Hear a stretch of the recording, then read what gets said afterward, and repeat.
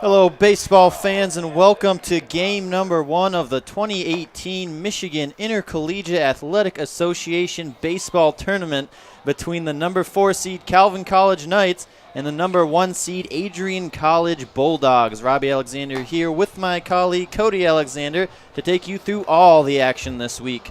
The Bulldogs are currently on a bit of a skid. They've dropped their last 4 games, but they have regrouped and are poised to make a deep run in the playoffs, and it all starts here in the battle of the MIAA. Yes, they're going to face the Calvin College Knights, coming in with a 16-23 overall record, a 14-14 conference record that was good for a tied for 4th finish in the regular season standings with Hope College, but because Kalamazoo is unable to participate in the tournament due to disciplinary reasons, the Knights were able to capture the 4 seed.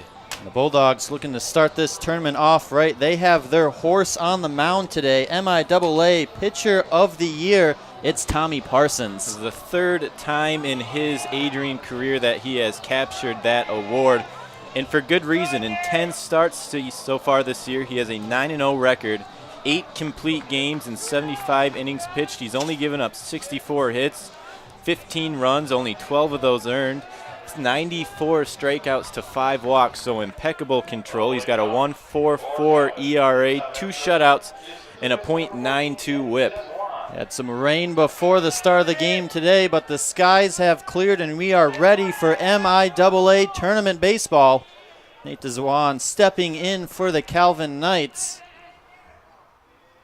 A little bit of confusion out in left field. Looks like a ball made it over the fence, but has returned to its home, and we will return to the beginning of game number 1 in the tournament.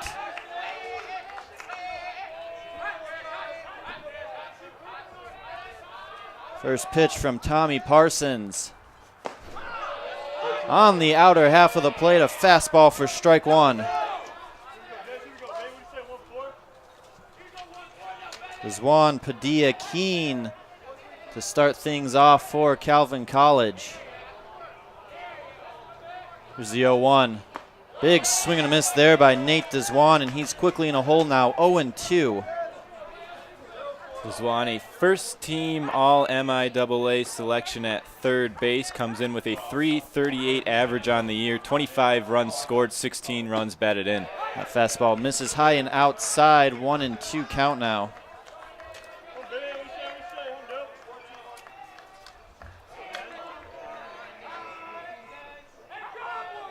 Pitch to DeZwan. Big swing and a miss there, and Parsons starts the tournament by tossing a chair. Strikeout for out number 1. That's going to bring up the shortstop for the Knights. It's number 23, Ricky Padilla.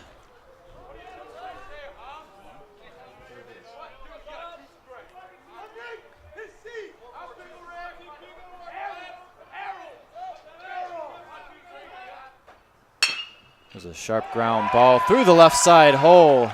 It's a 1-out base hit for Ricky Padilla. It's an outside pitch. Padilla out in front just a hair, but able to sneak it through that hole. I'll bring up the number 3 hitter. It's the pitcher Jonathan Keene. Made the All-MIAA team as a utility player, so that shows how versatile he is for this Knights ball club.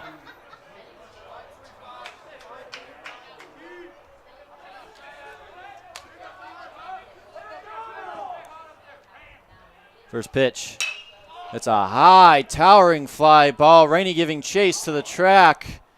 He has it measured, but it's off of his glove and against the wall. Padilla's going to head to 3rd. Keene coast into 2nd base. A miscue there. And the Knights have something cooking early in the ball game with only 1 out. Like you said, a high fly ball. A warm day out here. That ball just kept carrying. Not sure if Rainey was unaware of where the wall was. Looked like he had it measured, but the last second just couldn't haul it in. Tough break for Adrian. So now 2 runners in scoring position. It's the 4-hitter Ryan Pena. Parsons and the Bulldogs have to work out of an early jam now.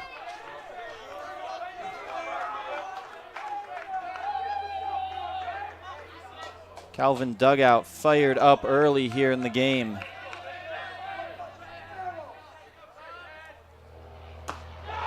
Fastball misses just low, and the count is 1 ball, no strikes. Pena also an all MIAA selection. He made the second team as an outfielder. Comes in with a .312 batting average, 43 hits on the year, led the team with 26 runs batted in. There's the 1-0 pitch. Breaking ball, that one off the glove of a diving Torreno into left field. Padilla's going to score easily. Here comes Keene from second. He will also score, and it's an RBI double for Ryan Pena, and the Calvin Knights take an early 2-0 lead. Nice try by Torreno. Probably would have been better actually if he had not touched that ball, slowed it up enough for Keene to score all the way from second. That deflection, Rainey charging one way, quickly had to change his direction, and just that little bit gave enough time for Pena to head to second, like you said. And it slowed the ball up too. Sharply hit, but took a lot of the velocity off of it once he made contact. Fastball misses low. It's 1-0 on the first baseman, Quinn Heindick. Still only 1 out for the Bulldogs and a runner on second.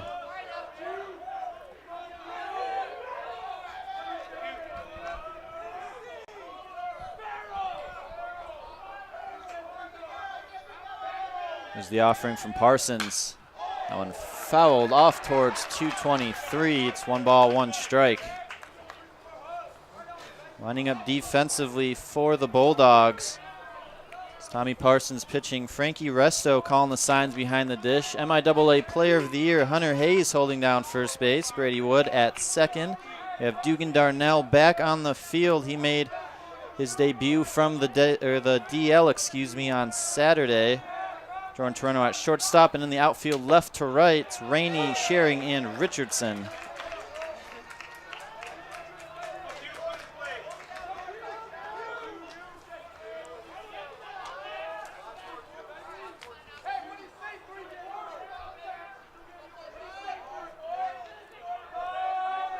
One ball, 2 strikes on Heindick. Here's the pitch.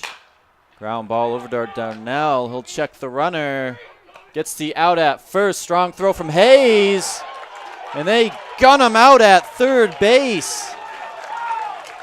5-3-5 double play to end the inning. And the Bulldogs have some work to do as they are now down 2-0, headed into the bottom of the first. We'll be back with more MIAA tournament baseball on ACTV.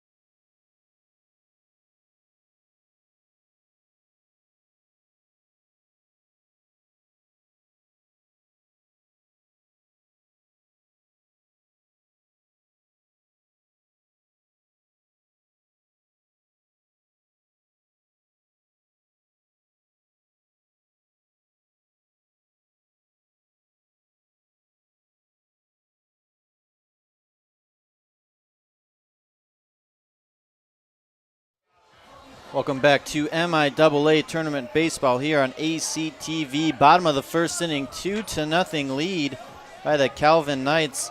They had a 2 RBI double by their left fielder Ryan Pena, who later got out at third base on a 5-3-6 inning-ending double play, which you don't see very often at the college level. Yeah, a little bit of a risk there taken by Pena, trying to take the extra base. Not necessarily a good thing. The old adage, you never want to make the first or third out at third base, but that's exactly what he did to end the first inning. Up now for the Bulldogs to lead things off, it's their center fielder, Zach Schering, as he watches a fastball outside. It's 1-1 strike. On the mound for Calvin is Jonathan Keene. Well, the Adrian Bulldogs have only been shut out one time this year, but the pitcher that did that is currently on the mound. Back when they faced Calvin in April, he went the distance, a 2-hit shutout, struck out 8 Bulldogs that day, only walked 2. So comes out with an early 2-0 lead and looks to continue the success he had earlier in the season. He's up on Schering, 1-2 strikes. He'll foul that one off to the right side, stay alive. And like you said earlier, Robbie, Keene, a first-team All-MIAA selection for utility. He was 5th in the MIAA in wins and 7th in ERA with a 2.94 conference earned run average. He's looking to give these Knights a fighting chance. Another foul ball by Schering. The count stays 1-2. Keene had 10 appearances on the year, all starts, a 4-2 record, 4 complete games through 60 2/3 innings pitched, has 60 strikeouts, 10 walks, and an overall 3.12 ERA. There's a ground ball to Boyce at second. He can't handle it. I'll dribble away, and Schering is aboard. And I think they'll give him an error on that one. Yeah, ball hit right at him. Don't know if he was trying to catch it on the fly, but just unable to haul it in. Yeah, didn't body it up. Kind of tried to side pick it, but it is officially E4.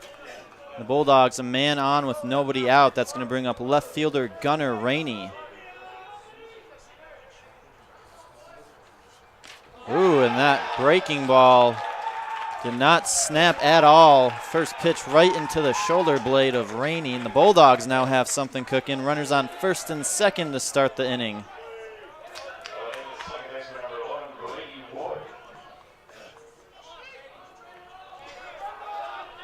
So up now is the second baseman, Brady Wood.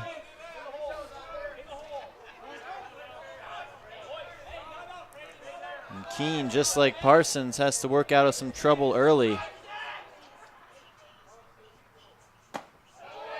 First pitch, strike on the outside, Black, 0-1.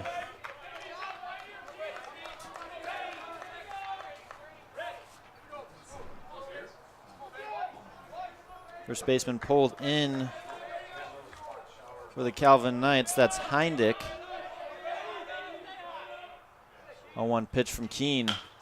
It's a ground ball up the gut. That's going to be a base hit. Schering hits the bag at third, headed home, and a bobble out in center field by Redfield. 1 run comes in for the Bulldogs. Rainey heads to second, and they cut the lead in half. It is now 2-1. This is not a bad pitch either. Little breaking ball on the inside part of the plate. Woods just pulls his hands in nicely, serves it into center, and with Schering's speed, able to score easily. So up now is the heavy-hitting first baseman, Hunter Hayes. Still a man in scoring position. I'll watch that first pitch go low and outside for ball 1.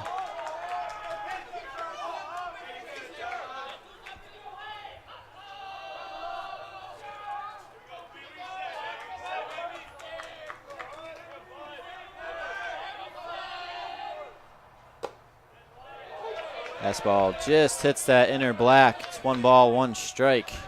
Well, like you said, most outstanding player of the year in the conference, leading in several offensive categories, including RBI, in which he had 42, home runs, he had 6, played in all 28 conference games. Also led in triples with 4, total bases with 80, and slugging percentage in which he slugged 734. Also posted a 394 average with 30 runs scored, 11 doubles, and a 984 fielding percentage over at the right side corner. Well deserving of that award. Also a couple master chefs to his resume. He slaps that one foul. Heindick going to the fence, but won't make the catch as it heads out of play.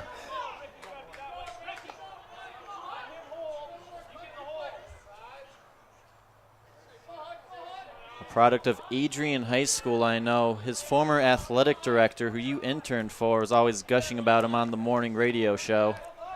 Well, there's a lot to like about him, not only on the field but off the field. Graduated as his high school's valedictorian.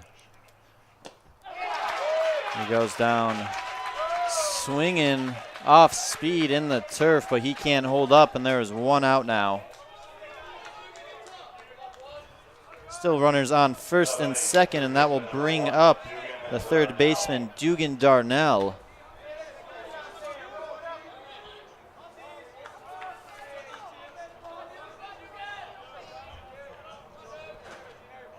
First pitch from Keene. Watches a fastball in for strike one.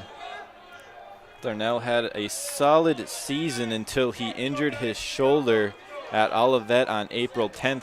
Just made his, I guess you can say, debut off the injured list last weekend against Hope, in which he went 7 for 17 in that series.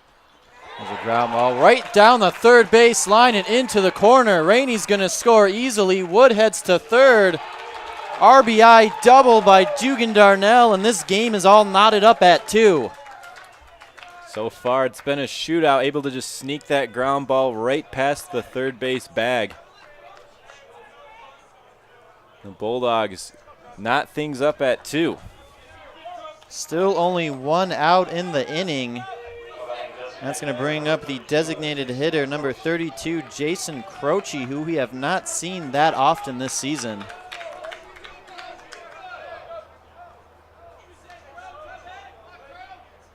First pitch, a bender in there for strike one.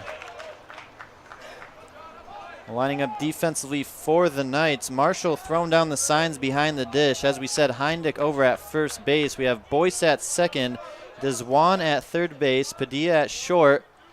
In the outfield left to right, it's Pena, Redfield, and Couperis.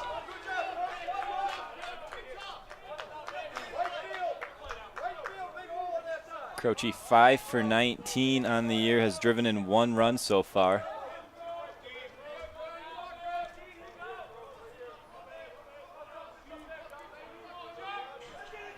It's a payoff pitch to Croce. The ground ball into the diving glove of Heindick. Keene covers the bag, will get the out. But Brady Wood will come in to score, and the Bulldogs take a lead. It's 3-2.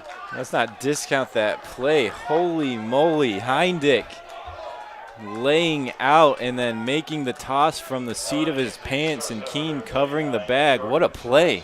Both ends. I thought for sure it was going to get past them. Once I saw in the glove, I wasn't sure if Keene was going to get there, but the perfect route by the pitcher. Easily saved 2 runs on that play. So 2 outs, and there's a strike to the shortstop, Jordan Torreno. Darnell made his way over to third base on the play, so another run potentially 90 feet away. The 0-1 pitch, inside and low, 1 ball, 1 strike.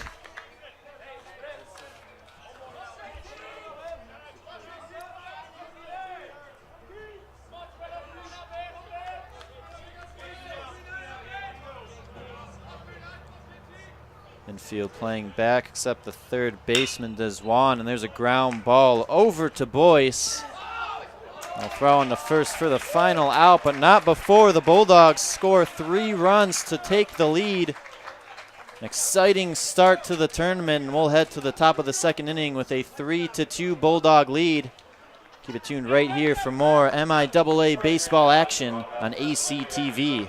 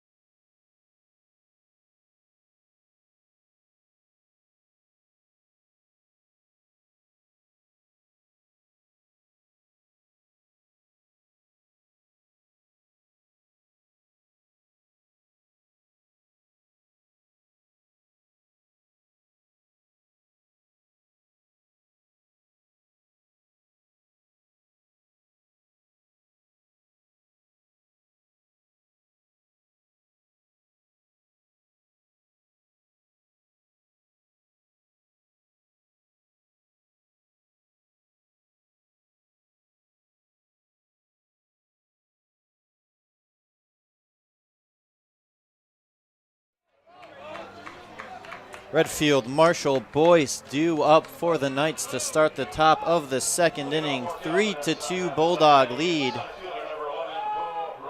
Tommy Parsons will look to start this inning better than he started the first.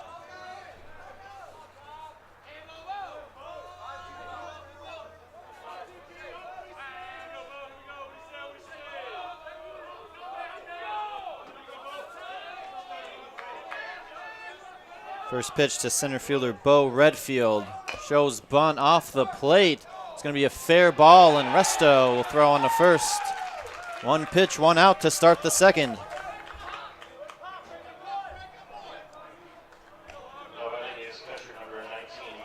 I'll bring up the catcher Logan Marshall with his first at-bat of the day.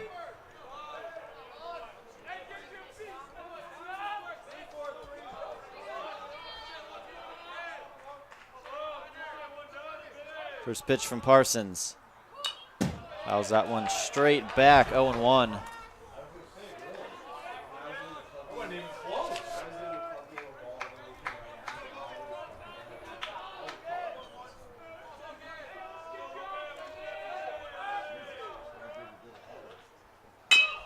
There's a high chopper over to Wood, who will pick it on the hop. An easy throw on to Hayes for out number 2. Nice little play there by Woods, deciding to field it on the short hop. Always an awkward play on those high bouncers because you're never sure if it's going to be better to get it on a short hop or let it just kind of fall back and get it up in the air. Yeah, and those ones you can't really wait too much back on, if that's the way you can say it. But if you wait back on it, you're going to let that runner get up the line a little further than your hope. So 2 outs. It's going to bring up the second baseman, James Boyce. If I'm not mistaken, I don't believe we saw him when these two teams last met. Hits a pop-up out of play off of the roof over the third base side. Well, Boyce is 4 for 27 on the year so far. Scored 4 runs while driving in 1.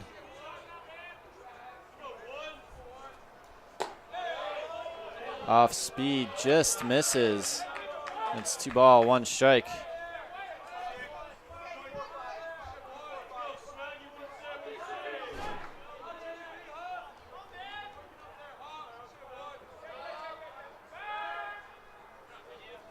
Well, should he keep the inning alive, that'd bring up the right fielder, Miles Couperis.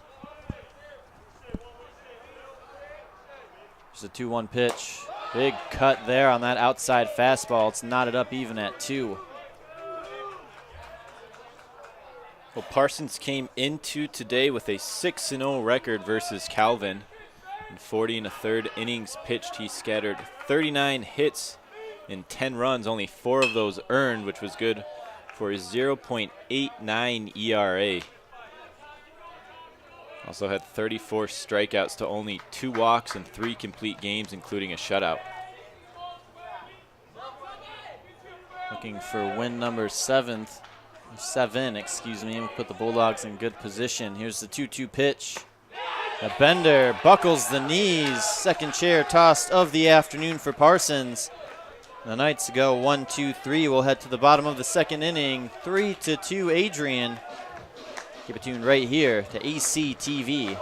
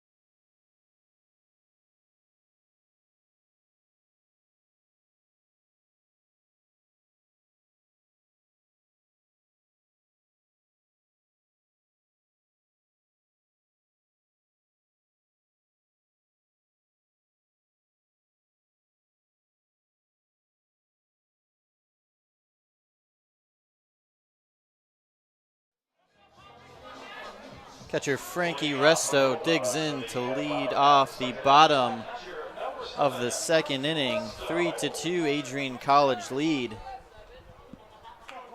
Jonathan Keene will get back to work. First pitch fastball misses high. 1 ball, no strikes.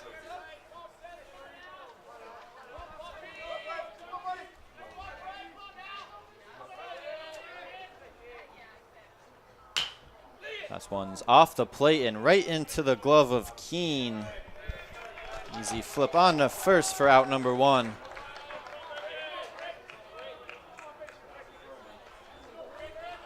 It's going to bring up the right fielder, Tristan Richardson, his first at-bat of the afternoon. We missed his walk-up song, but if we get that, we will let it play at least once today. Bender can't snap that one off. Almost to the backstop for ball 1. Well, Richardson in the last few weeks has moved up and down in the order, hitting as high as 3 the one game that we saw him, but now in the 9 hole. Hitting .291 on the year with 22 runs batted in.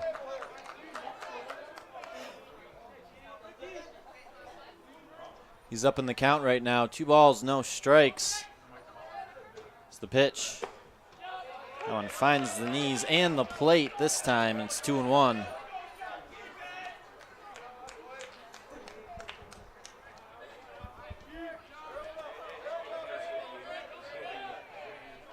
It's the offering from Jonathan Keene. Checks his swing off the hand, but it's going to be a foul ball for strike 2.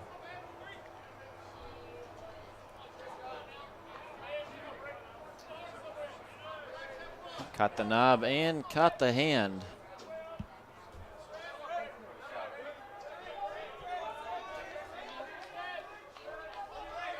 Two balls, 2 strikes. Fouls that one off again, off the body, and Richardson. Not the way he wanted to have his at-bat go. No, a little off speed on the inner half of the plate. Way out in front of that one. Coach Klott's going to make sure he's okay, as well as the home plate umpire Troy Miller. Early in the playoff season, don't want your starting right fielder to get too banged up. Well, swing and miss there for a strikeout. 2 up, 2 down for the Bulldogs. Head back to the top of the order. It's the center fielder, Zach Schering. Reached on an error from the second baseman his first time up. Would later score on the RBI by second baseman Brady Wood.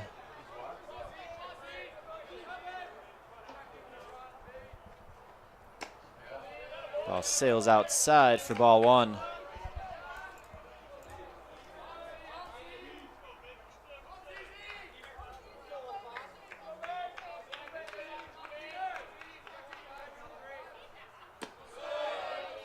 Just a little bit low. 2 balls, no strikes. Well, Calvin came into today giving up only 173 earned runs out of 238 runs total.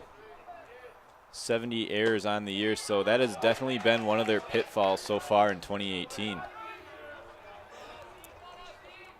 We've seen it already cost them early in this game. So we'll see if they can minimize that during the course of the tournament. Schering hits a fly ball into right field. Couperis has it measured and will make the catch. So Keene and the Knights return the favor, put the Bulldogs down in short order. We'll head to the top of the 3rd inning. 9-1-2 due up for the Knights. Don't you touch that clicker. We'll be right back with more MIAA Tournament Baseball on ACTV.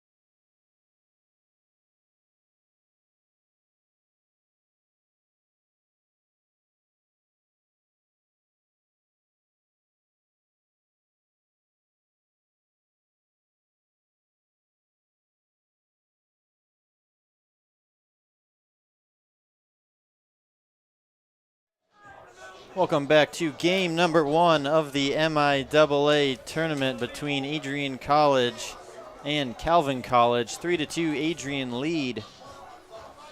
It's right fielder Miles Couperis set to lead things off for the Knights.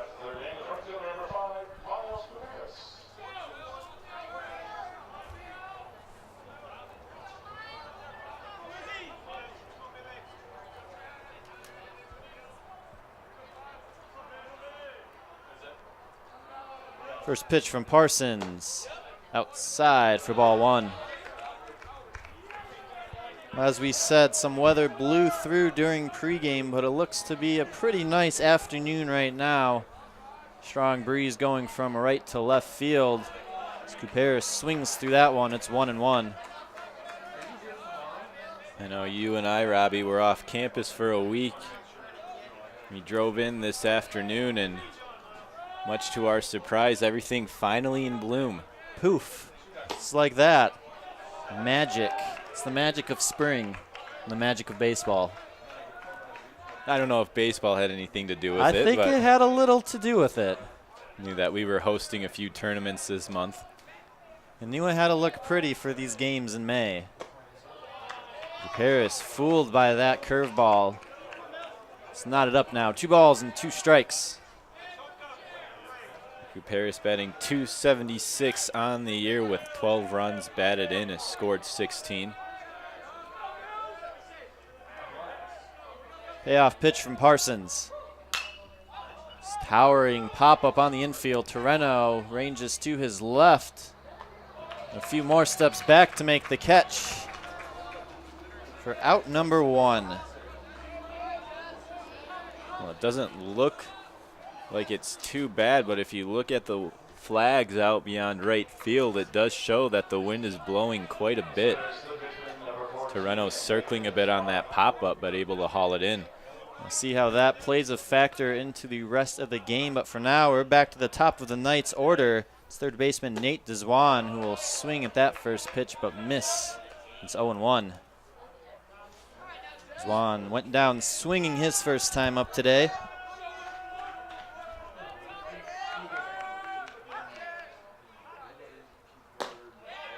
Another fastball, this one on the outer half of the plate. Quickly 0-2.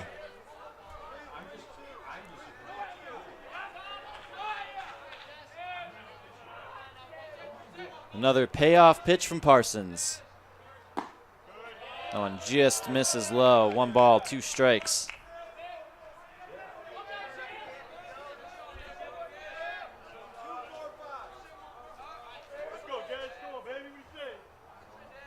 The 1-2 to Deswan. Goes down swinging again. As he tosses him to the chair. There are now 2 down. Third strikeout of the day for Parsons.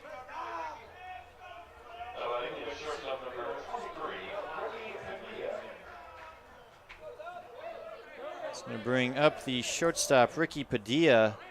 Singled his first time up, would later come around to score on the RBI double by Ryan Pena.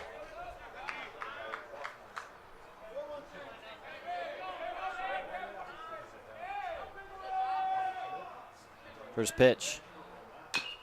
Fouls that one back, 0-1.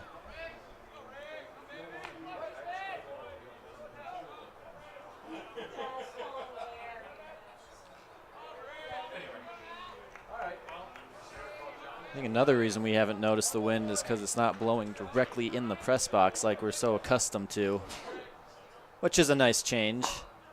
Fastball misses outside. 2 balls, 1 strike. No, I think for the first time ever with us doing these games, I'm actually getting a little warm up here. Yeah. Which I'm not going to complain about at all. We were supplied some nice ice-cold waters, so it's a good day as there's a fly ball into center field. Sharing coming in on it. We'll haul it in for out number 3. Second inning in a row where the Knights go down in short order. And Adrian will take their 3-2 lead into the bottom of the inning. We'll be right back with more MIAA tournament action here on ACTV.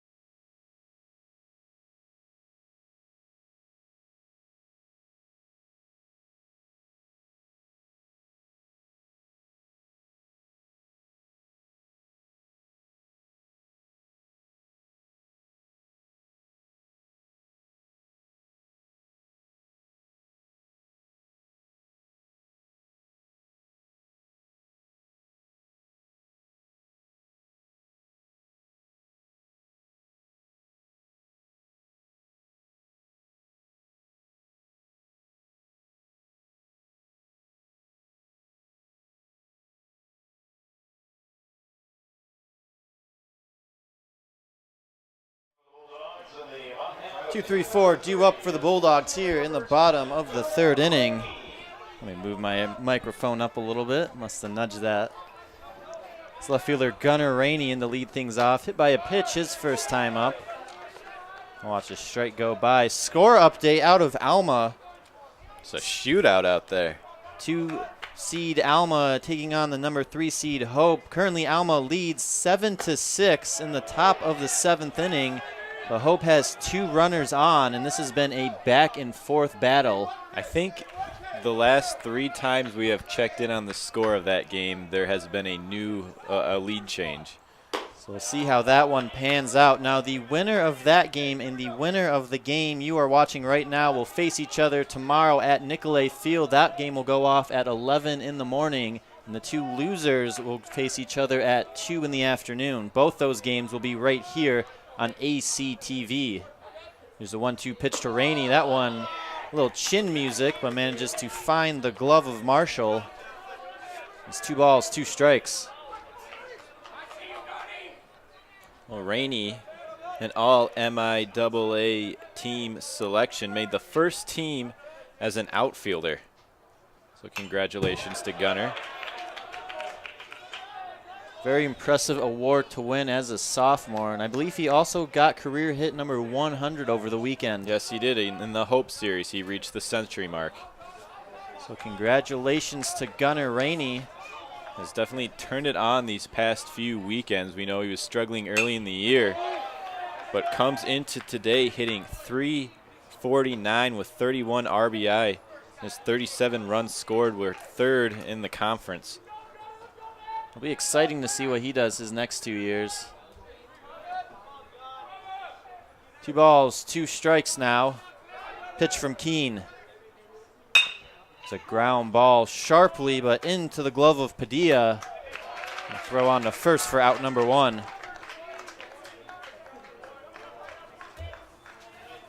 Both Keene and Parsons roughed up in the first inning, but it looks like they both settled down, getting some quick outs.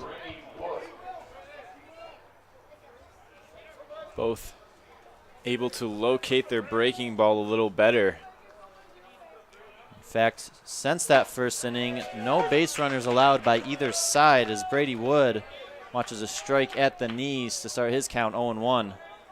Definitely some first inning jitters for both sides in the first inning, but both, like you said, calming down quite nicely. And a nice little sliding play there by Padilla, but the throw offline as Hindick had a dive for that one, and Wood is aboard now with 1 out.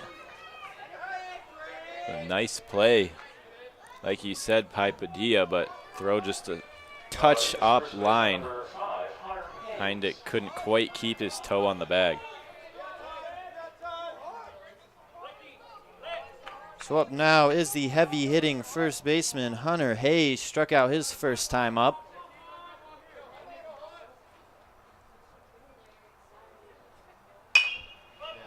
Scorches that one foul down the right field line. Hayes comes in with a hot bat. He hit 3 home runs in the Hope Series last weekend.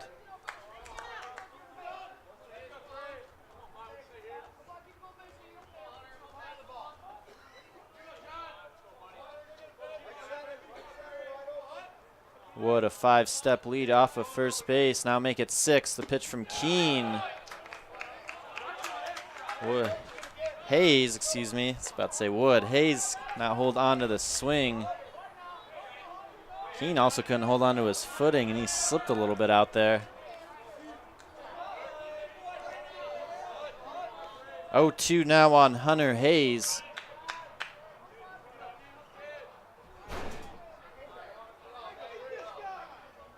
Payoff pitch from Keene. That one just misses outside. 1 ball, 2 strikes. Well, Wood is 6 for 6 in steal attempts, but does not have that large of a lead off of first. Definitely does not want to run into an out with your cleanup hitter at the dish. And Hayes will be rung up on that one at the knees. Doesn't agree with the call. They'll have to head back to the dugout now. 2 outs for the Bulldogs.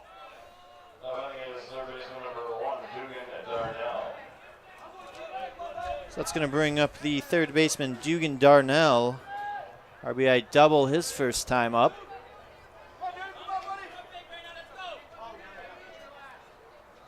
First pitch from Keene. Curveball in there for strike one.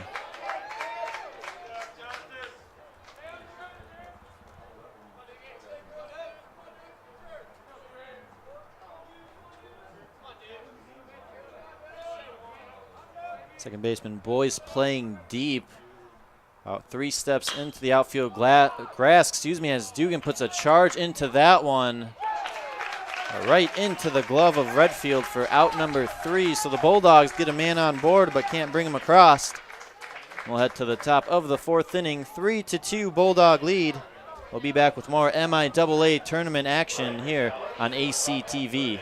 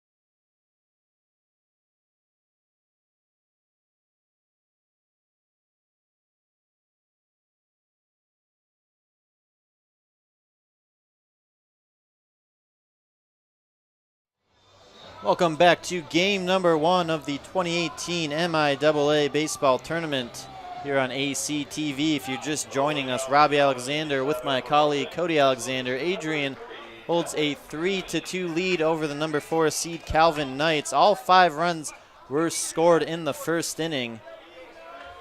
And ever since then, both Keene and Parsons have pretty much stifled the competition. And up now for Calvin is the pitcher, Jonathan Keene, as he'll look to get something started against his pitching opponent on the afternoon.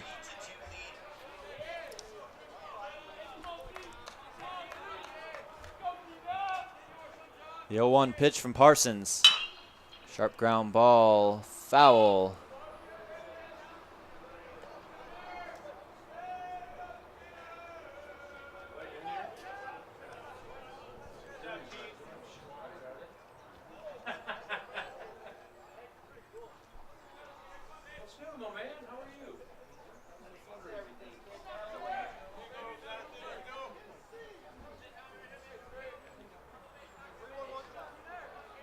No balls, 2 strikes on Keene.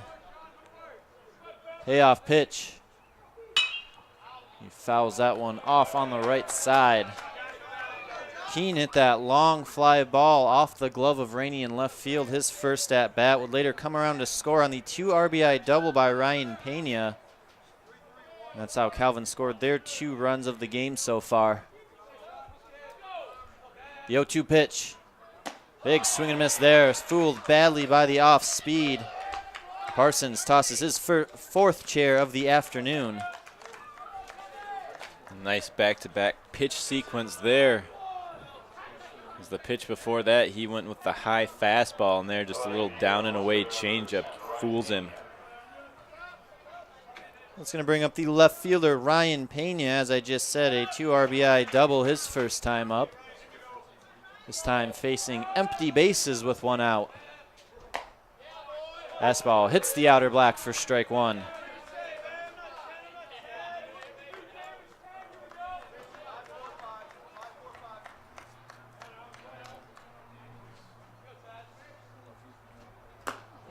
He's fooled badly. He went fishing for that one in the turf, but can't connect. Quickly in the hole now, 0-2. Parsons starting to put his pitches a little further off the plate than he did in that first inning when he really attacked the strike zone. And as we've seen all season with these Knights, they do like to swing the bat. They have 231 strikeouts as a team to only 95 walks. 0-2 pitch. And he gets him with the bender. A beauty right there by Parsons, and there are 2 down.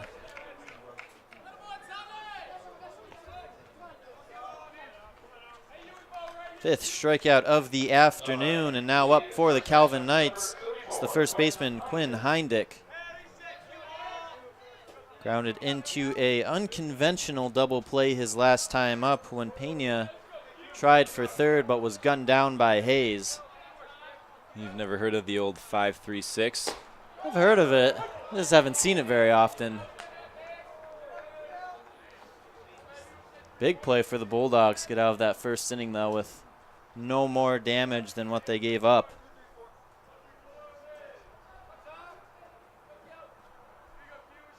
The 0-1 pitch to Heindick. It's a sharp line drive into right field for a base hit.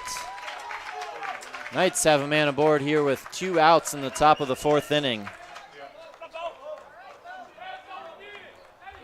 First base runner aboard for the for the Knights since the first inning as well. That's going to bring up the center fielder, Bo Redfield. Out on the bunt attempt his first time up. And a strong throw from Resto behind the dish. First base runner for the Knights since the first inning. Oh, you just said that. I'm sorry, Bob. It's okay. It's been a few weeks since we've been in the booth. I'm trying to do the math on my score sheet, and as we all know, math, not my strongest subject. That's why you're communications graduate. The fastball misses just low. 2 balls, no strikes.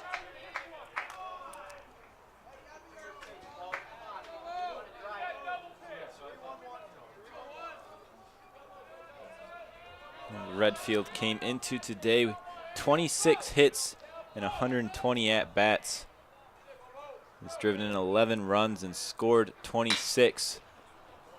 He hits a soft chopper to Darnell, who makes a strong throw over to Hayes for out number 3. Knights get a man on board but leave him stranded, and we'll head to the bottom of the 4th inning. It's 3-2 Bulldogs. Keep it tuned right here for more MIAA tournament baseball action on your home for all Adrian College athletics. This is ACTV.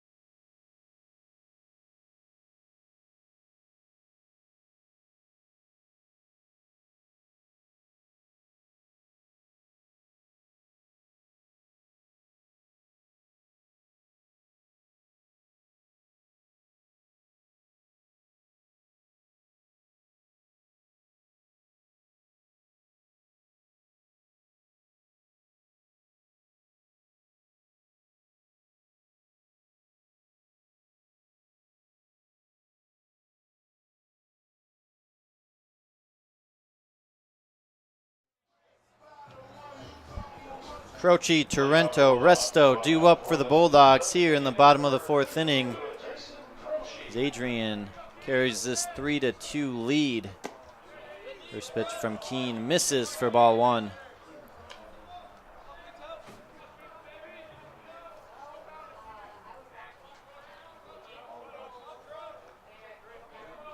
Oh, 1 offering. Excuse me, 1-1 off. Oh. Math. Counts now 1-1. As that was a strike from Keene. You've only been off of school for a week and you're already struggling again. Apparently a week is too much for me. That one misses in the turf. 2 balls and 1 strike.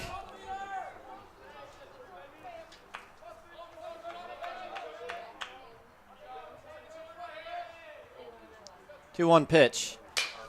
So slapped into right field, falls in front of Couperis for a base hit. Leadoff man for the Bulldogs is aboard.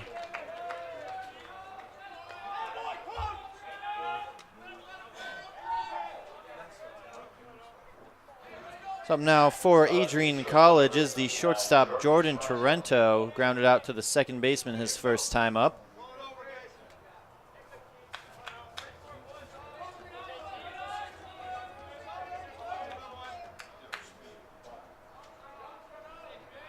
Keene gets this sign from Marshall, checks the runner. The pitch shows bunt, but pulls back for ball one.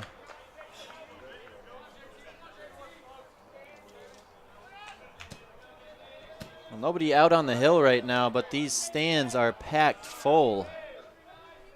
A beautiful day for tournament baseball. It's the 1-0 pitch, shows bunt again. Again, he will pull back. It's 2 balls and no strikes on Torrento. Torrento 3 sack hits on the year so far.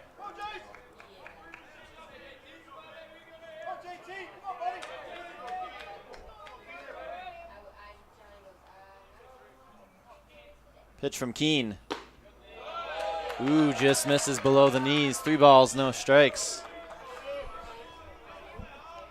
Torrento does have the golden eye. 35 walks so far on the year, which is first in the MIAA. And I believe at one point he led the entire NCAA in walks per game. He had 18 walks, I believe it was, coming into league play this year. And all these base on balls has helped padding his .524 on base percentage. Struggled in regards to the hit category at the beginning of the season. Drew a lot of hot walks, not a lot of hits, but he's swinging a hot bat as of late, and he puts a charge into that one. But it ends up as a lazy fly ball into the glove of Pena for out number 1.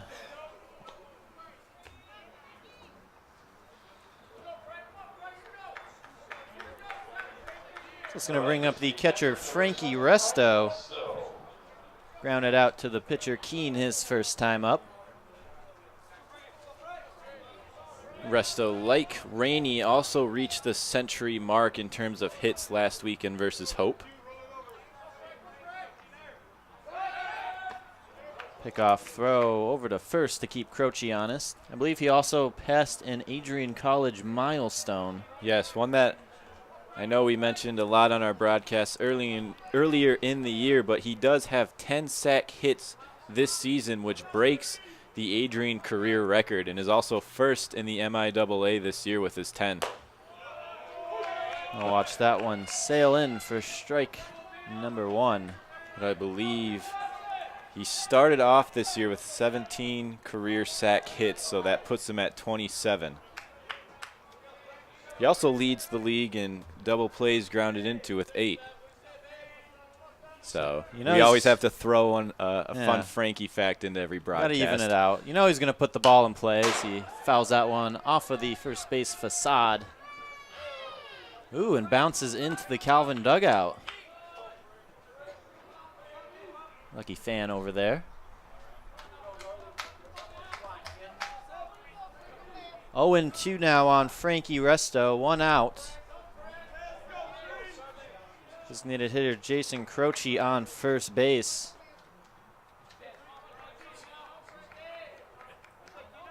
Pitch from Keene. Can't snap that one off. It's 1 ball, 2 strikes.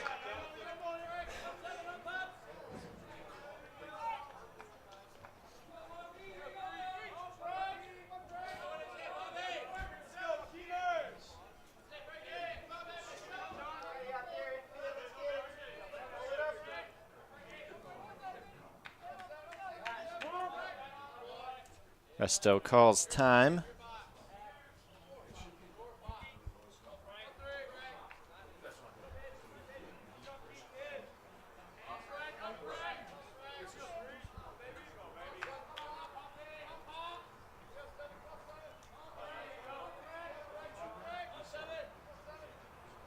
The 1-2 pitch to Frankie.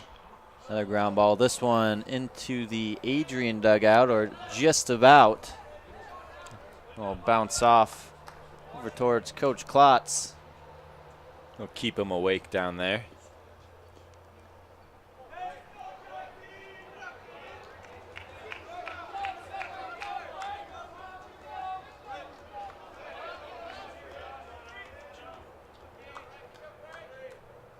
One-two pitch from Keene. Off speed has Resto swinging through it for out number 2. That'll bring up the right fielder, Tristan Richardson.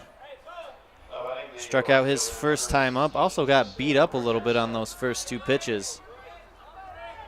Yeah, took a little foul off his leg and also took a pitch off his hand, but unable to check his swing on that one, so it was a strike.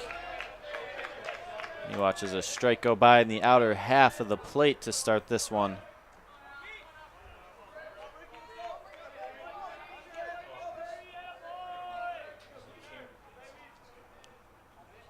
Keene definitely working slower this inning.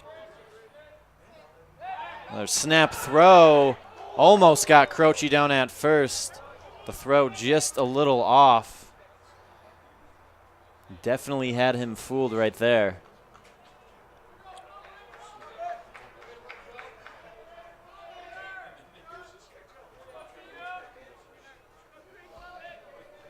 It's never a good sign when the runner is diving back while the ball is in the air.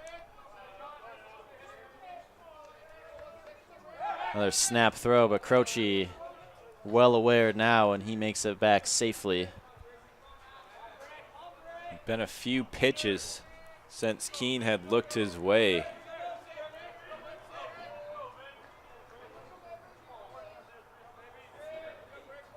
Croce about 4 steps off the bag at first.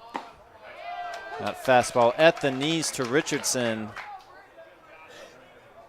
Shakes his head a little bit, but he's quickly in a hole now. 0-2.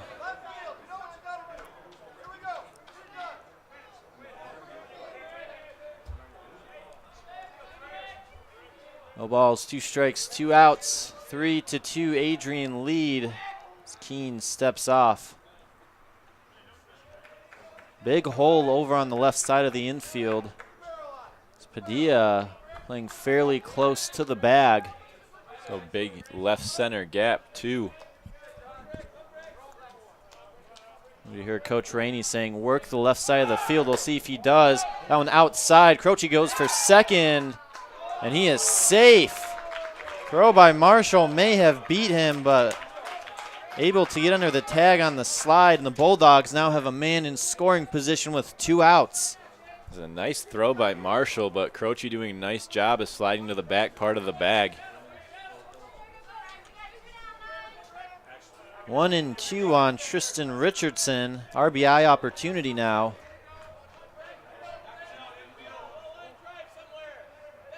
Still some large gaps out there in the field. Pitch from Keene. Fouls that breaking ball off to stay alive. Still 1-2. A couple of big swings so far today by Richardson.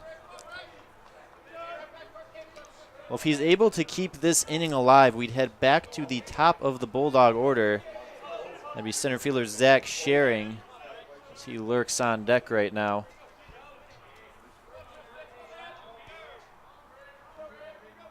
One-two pitch.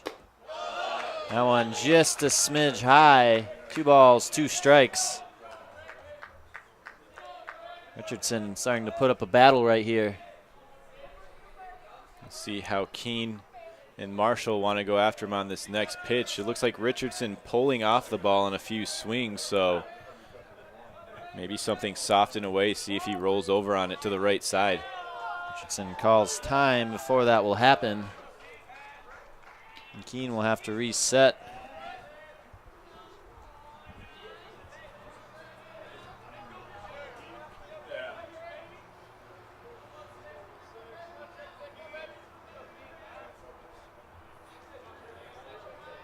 Balls, 2 strikes, 2 outs. The pitch. And a towering pop up on the infield. Padilla tracking into shallow left and will haul it in for the catch. The Bulldogs get a man in scoring position but leave him right there. We'll head to the top of the 5th inning. Still a 3-2 Adrian College lead here in game number 1 of the MIAA tournament. Don't touch that mouse or that clicker. Don't swipe away on your phone because we'll be right back on ACTV.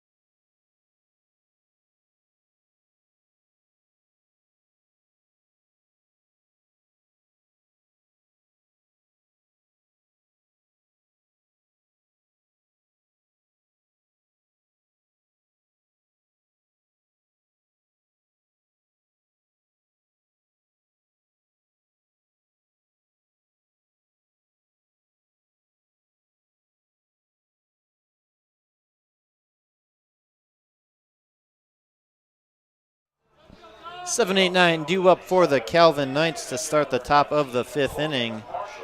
Starting with the catcher Logan Marshall, who grounded out to the second baseman his first time up. Master Carpenter Tommy Parsons gets back to work on the mound. 5 strikeouts so far on the afternoon.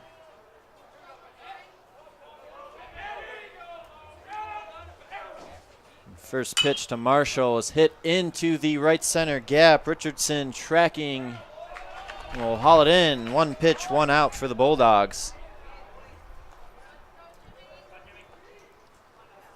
So I'll bring up the second baseman, James Boyce, struck out looking his first time up.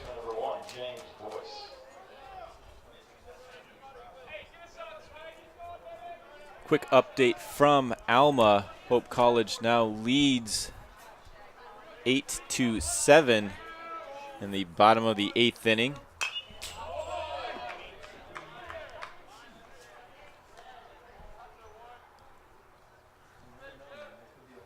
Now, when we gave the last update, right after we gave the update on this game, it was 7-7 within like a minute. We didn't want to say anything because we just gave an update, so we left it. But this, I'm pretty sure every time we've looked at the score, it's changed. It's that curveball just a bit high on Boyce, and the count is 1-1. Is that what the reaction you had was? Which one? When I read the score and you had a big up in arms moment. Yeah, that's actually what it was, as Boyce fouls that one back to the parking lot. 1 ball, 2 strikes. As we said, winner of the Alma Hope game will face the winner of this game tomorrow here at Nicolay Field. That game will be at 11 in the morning. The 2 losers will play at 2 p.m. to see who will move on in the tournament. As Boyce looks for that high cheddar, but the trap snaps shut for out number 2, excuse me. Got so excited I got to use that metaphor that I lost track of the outs, but it's okay. We're good now. I think you just lost its effect, though. I did a little bit. We'll see if it happens again. As right fielder Miles Couperis steps up, popped out to Torreno his first time up. I'll pull back on the bunt attempt.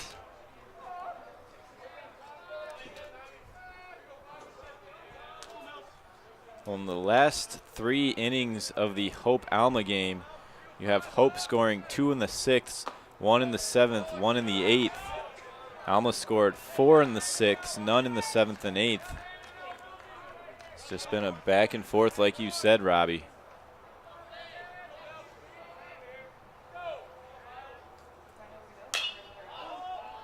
Towering pop-up again to Torreno, and he only has to go about a step out and a step to his right to make the 3rd out of the inning. 1, 2, 3, go the Knights. We'll head to the bottom of the 5th, still a 3-2 Bulldog lead. We'll be back with more MIAA tournament baseball here on ACTV.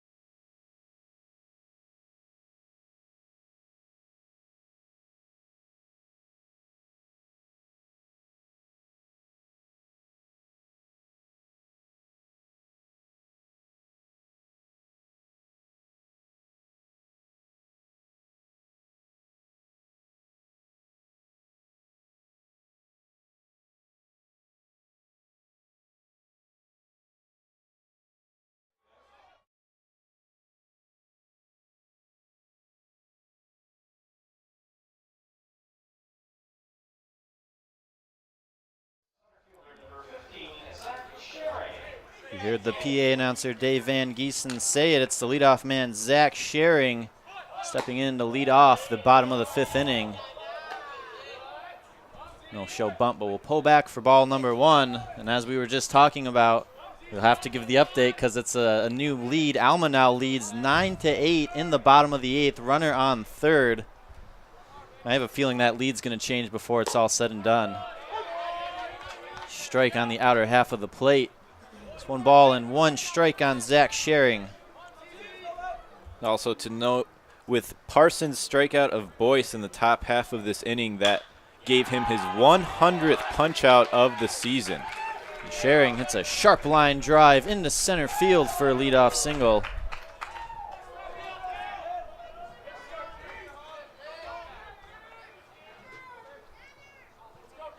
So up now is the left fielder Gunnar Rainey. 0 for 1 so far, has a ground out to the shortstop, hit by a pitch his first time up, and will later come around to score on the RBI double by Dugan Darnell.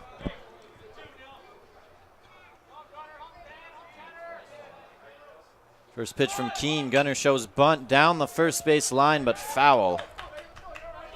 And also to note about Parsons' 100th strikeout, he is the only pitcher in Adrian College history to post multiple 100 strikeout seasons in his career. He, of course, reached the mark in his junior year as well. Just a dominant pitcher. And we've talked about this before. We talk about him so much. Like, there's just, you get to a point where you just can't say anything else about Tommy because he's just that dominant. And he's, after that first inning today, he's just same old Parsons out there, just working both sides of the plate, going to his breaking ball. The Knights hitters can't touch it since the first, so like you said, Robbie, just same old Tommy on the mound today. It's the master carpenters. Keene steps off, keeps Schering honest over at first base. 1-1 on Gunnar Rainey. Showing bunt again. Schering off second base as he gets that one down. Keene all over it. Will make the out at first base, but Rainey does his job, and the Bulldogs have a man in scoring position with 1 out.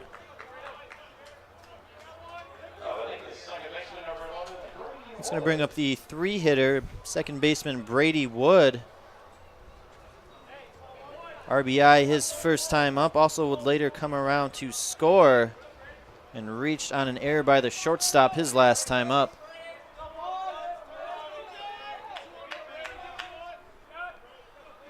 Here's the offering. One fouled back towards the back 40 practice field. Start his at-bat 0-1.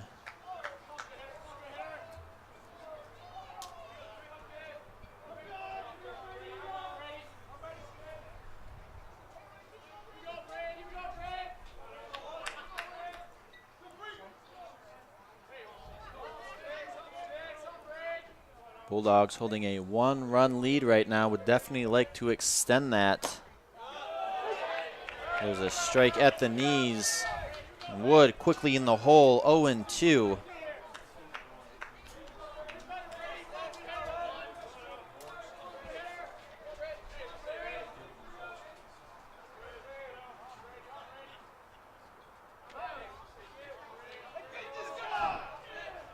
Payoff pitch from Keene. Wood stays alive, almost fooled on that curveball right there. Manages to get the check swing in. Well, he puts up a battle. Seemingly every at-bat, has only struck out 5 times on the year. And as we saw, he didn't originally start. He came in as an outfielder. The Dogs weren't getting a lot of production out of their second baseman, so they plugged him in. And since he's been in the lineup, all he's done is mash. A .420 average, .571 slugging. Had that nice RBI single in the first when he pulled his hands in on a fastball on the inner part of the plate. As you talked about it, a .420 average is actually second best in the MIAA.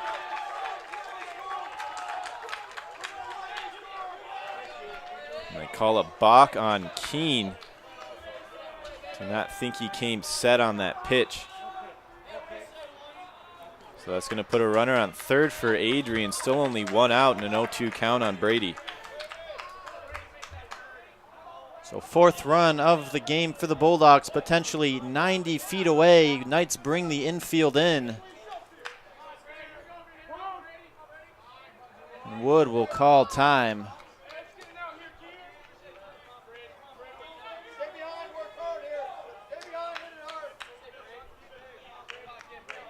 Big hole on the right side of the infield.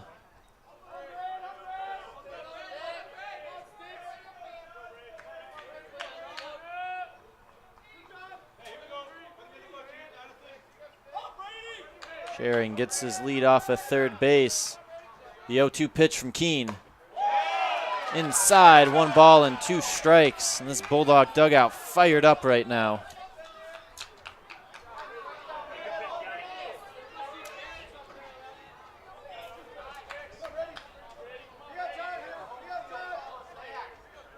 Still only 1 out for the Bulldogs. The 1-2. Inside all the way to the backstop. Sharing thought about it, but will hold at third, and it's 2-2. I think Sharing thought that that pitch might have gotten a piece of wood. A little bit of a late break off of third. No damage done, however. 2 balls, 2 strikes. Boyce now in on the infield. Takes a few steps back. The pitch from Keene. Soft tapper to Padilla. Sharing breaks for home. Will score. Padilla check throw, but decides to get the out at first. There's now 2 in the inning. The Bulldogs now extend the lead 4-2. Yeah, not quite sure what happened there with Padilla. He's playing even in the base path, got the ball quickly and looked like he was going to fire home. Not sure if he couldn't get a handle on it, but a couple double clutches and decided to go for wood at first. Hayes fouls that one back. Off the mask of Troy Miller for strike 1. So that was the second RBI of the day. Excuse me. Yes, second RBI of the day for Brady Wood. I can't read. That was the one little thing I could not read my handwriting on. But yeah, second RBI of the day for Brady Wood. Robbie continues with his arithmetic struggles today. It's, we won't tell Dr. Lamprecht. We'll say that much. And Hayes hits that one into the left center field gap. Redfield giving chase. That's off the wall, as Hayes will coast in with a 2-out double. First really hanging pitch of the day from Keene, and Hayes all over it. Short hops the left center wall. Second, thought they had a chance to get out of here. Got it just low enough to where he couldn't get too much lift on the ball. Hayes, after going 0 for 2 for 2 strikeouts to start the game, it's definitely something that was looking to get a little bit of a confidence booster right there. 1-0 on the third baseman, Dugan Darnell. 1 for 2 so far today. A RBI double his first time up. Flew out to the center fielder his last time up. Looking for a 2-out RBI right here. Big cut on that outside fastball. 1 ball, 1 strike.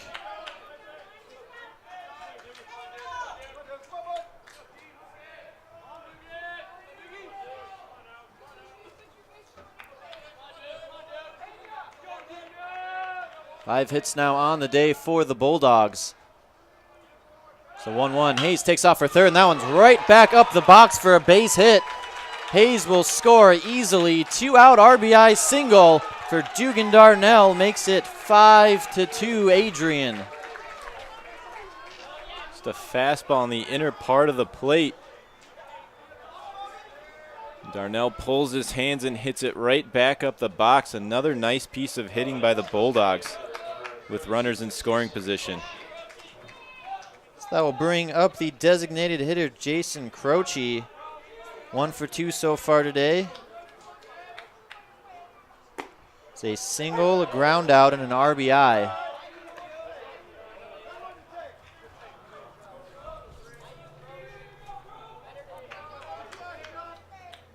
Still 2 outs for the Bulldogs. 0-1 pitch from Keene. Runs inside for a ball, 1-1.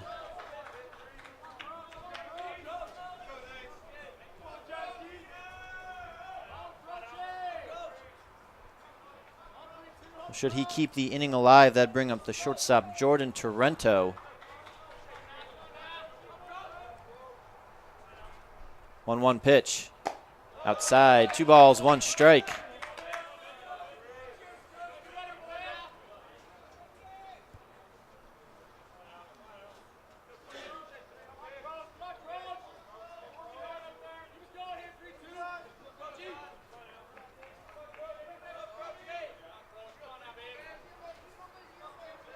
Darnell about a 5-step lead off of first. The pitch rolls over on that one, but off the glove of Desjuan, and everybody's going to be safe. Another error for the Knights, and the Bulldogs now have 2 on with 2 outs. A good pitch by Keene, getting Croce to hit it softly, but Desjuan takes his eye off of it at the last second, tries to throw it before he fields it. And another tough break for the Knights here in the 5th inning. Looked like it was going to be the final out. Instead, error number 3 keeps this inning alive, and Coach John Ripel will call a mound visit. What do you think he's talking about out there? Probably just telling Keene to keep making these pitches. Really the only hanging ball of the day, like I said earlier, was that double he gave up to Hayes, but still hitting his spots for the most part. Just a couple of nice pieces of hitting by Woods and Darnell with that single up the box, but 3 errors if you look up on the scoreboard on the day for Calvin so far, so their defense is just going to have to settle down and help their pitcher out. It's going to bring up the shortstop, Jordan Torrento, 0 for 2 so far today. Ground out and a fly out. And watch a fastball at the knees for strike 1.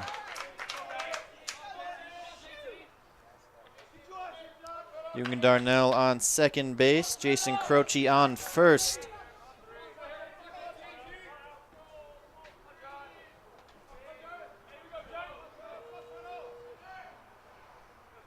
The 0-1 to Torrento. That one bounces off home plate for ball 1.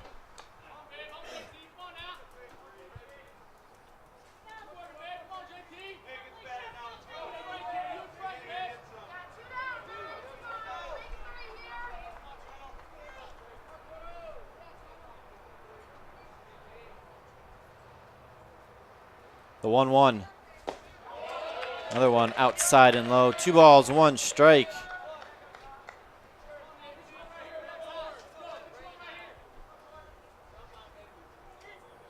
Cooper is playing deep out in right field.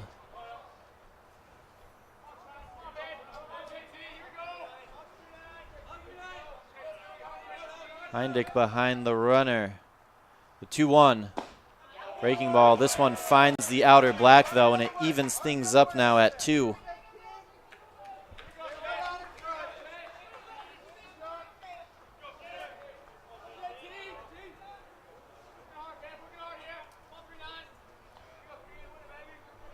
Should he keep the inning going, that'd bring up catcher Frankie Resto.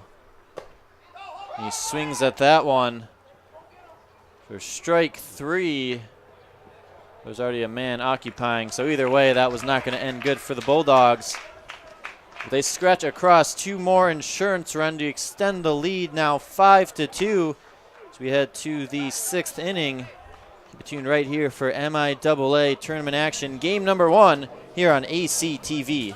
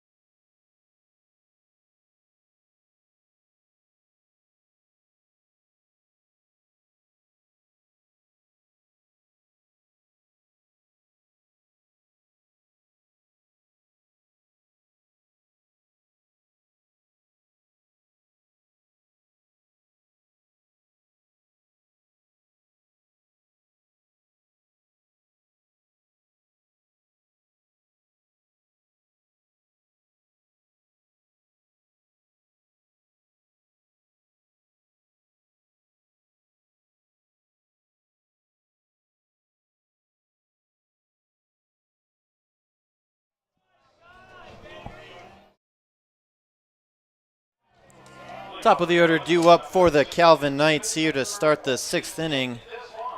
5-2 Adrian College lead. It's third baseman Nate Deswan to start things off. 2 strikeouts so far.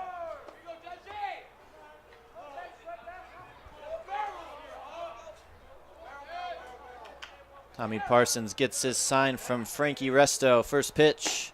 Big cut there at the high cheese for strike 1. A lot of high pitch chases so far today from Deswan. Struck out in his last at bat on a fastball above the zone. Well, you talked about it. This Calvin lineup likes to swing, so Parsons' mentality appears to be today, you want it? Come get some. And he's really teasing off the plate, both up, down, in, and out. And since the first inning, these Calvin hitters just having trouble staying patient up there. That one sails just a little bit too high, and it's 1 ball and 2 strikes on Nate Deswan.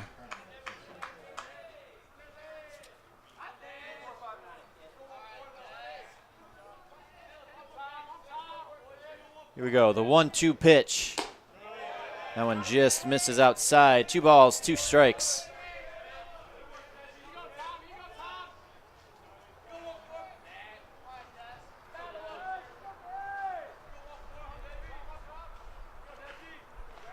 Pitch from Parsons.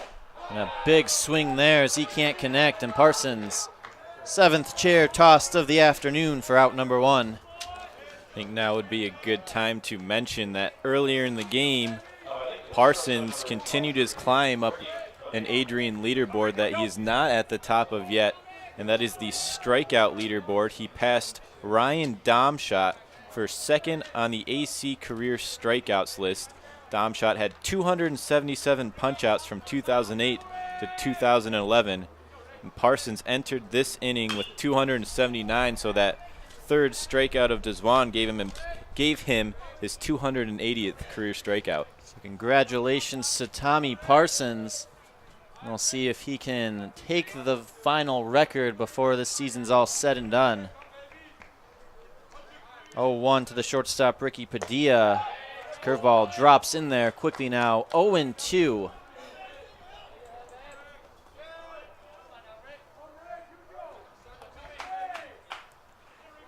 Infield drawn back for the Bulldogs. Payoff pitch from Parsons. Bounces in the turf. 1 ball, 2 strikes.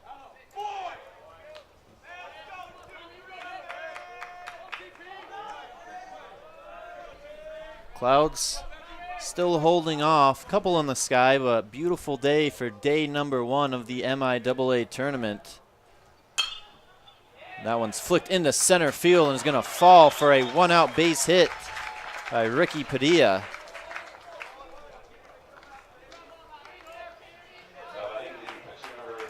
So that'll bring up the pitcher, Jonathan Keene. Struck out his last time up.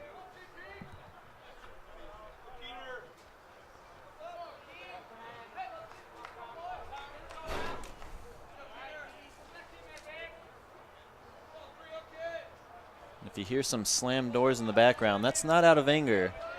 That's from the wind, because it is pretty gusty here at Nicolay Field today. Blowing out to left field currently. First pitch to Keene. He bends out of the way of that curveball, but it falls in for strike 1. A little bit of a knee buckler right there.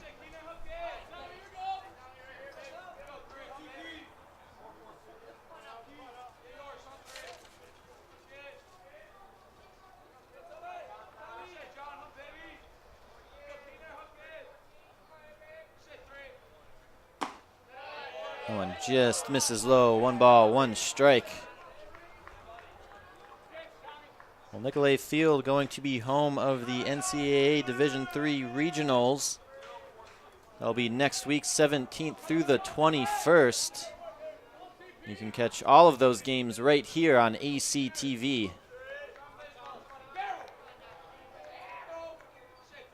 Snap throw over to first.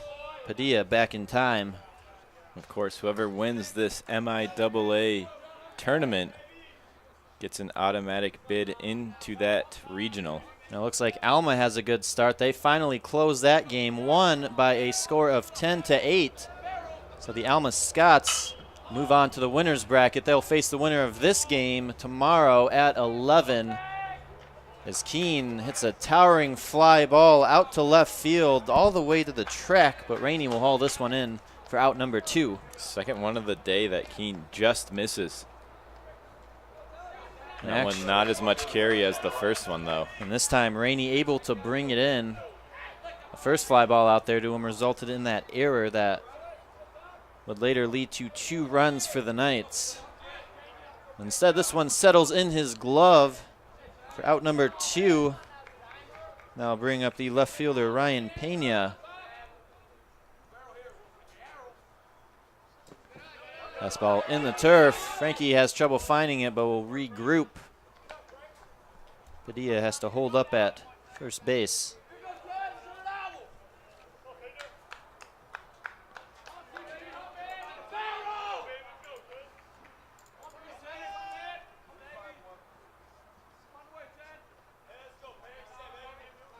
Pena 1 for 2 so far today. RBI double. Struck out looking his last time up. He grounds a foul ball down the third base line. 1 ball, 1 strike.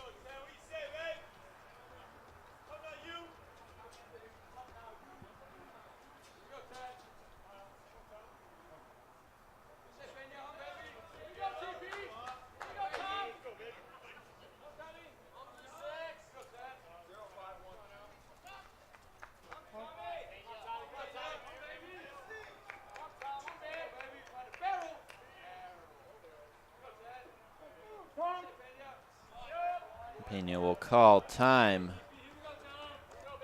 Both pitchers have really slowed down their paces in these last couple of innings.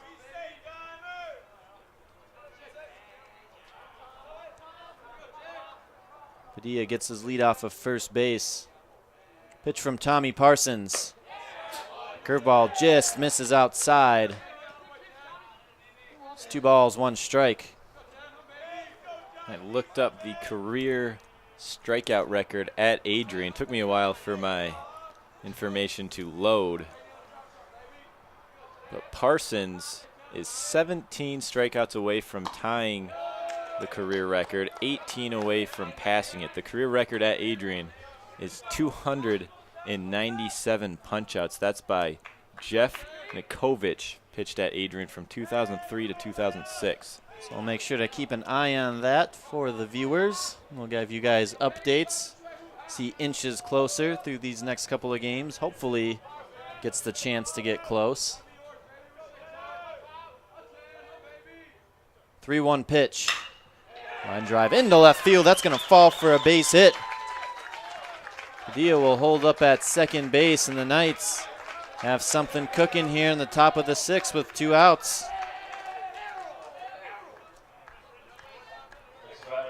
Second hit of the day for Ryan Pena. Nice job by Pena, too. A little hanging breaking ball there that stayed up just enough for him to hammer it into left field. So up now is the first baseman, Quinn Heindick. 1 for 2 so far today, single and a double play.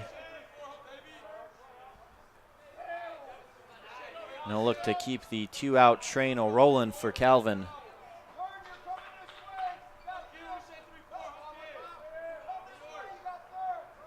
First offering. Fastball hits the outer black for strike 1.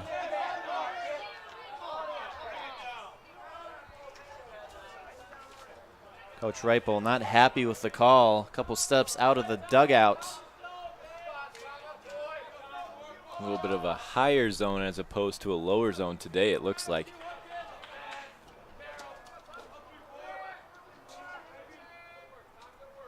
A 1 pitch from Parsons. Soft ground ball. Torreno charging, but can't handle it. Throws over to third base. Bulldogs thought they had Padilla, but he's ruled safe. And the Knights now have the bases loaded. Coach Rainey going to come out to have a conversation That'll be with the first base umpire, Dan Medina. We'll see how they rule that one. A little slow roller, a do-or-die play it looked like that Torreno was unable to field cleanly. Parsons thought about it for a second. Decided, and he wasn't going to get that ball, but... No, just a little too far out of his reach. Tough play by Torreno. Not sure if he would have had him even if he had fielded that cleanly. It was going to be tough, but... A nice thought to try to get Padilla over at third base in a close play that Rainey is currently discussing. And Rainey will drop his case. Bulldogs now have to escape a jam. Not uncommon. We've seen Tommy Parsons in this Bulldog defense do it before. 2 outs now. Calvin trails by 3 runs, 5-2 Adrian College.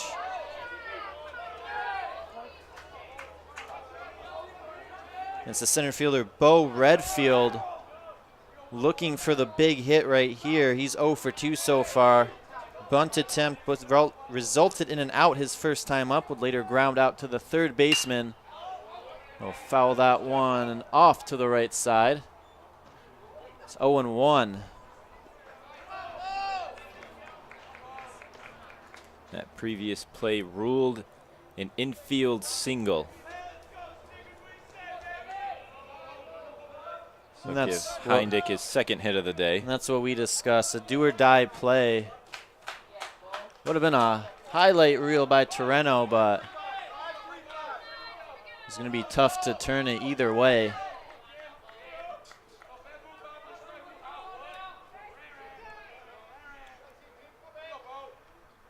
A 1 pitch to Redfield.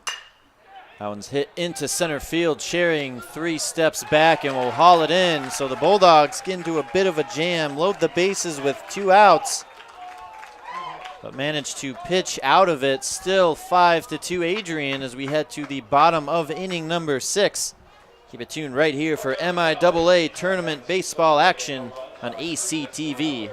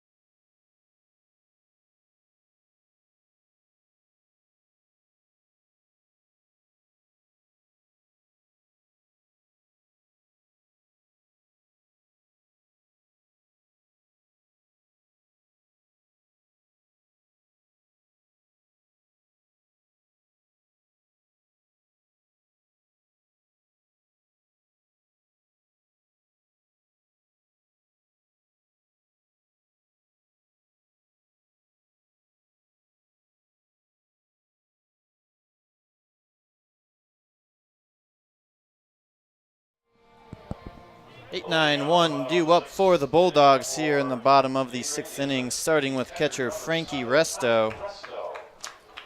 0 for 2 so far this afternoon, ground out in a strikeout, and he scorches that one into the right center field gap for a leadoff single.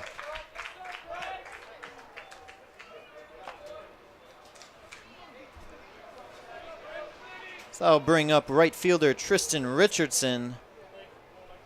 0 for 2 so far today as well. Strikeout and a pop out. 7th hit of the day so far for Adrian College. First pitch shows bunt, will pull back. Hits the outside corner for strike 1.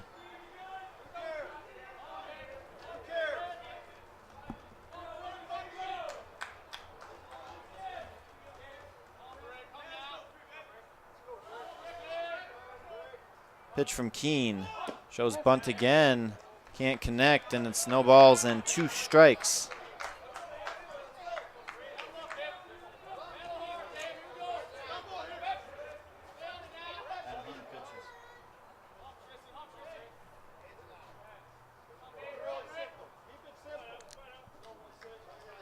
Payoff pitch.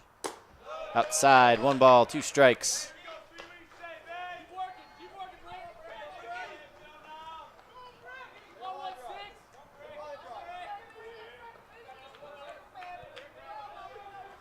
This will be Keene's 102nd pitch of the afternoon. And it misses low and away. Richardson brings the count back even. 2 balls and 2 strikes.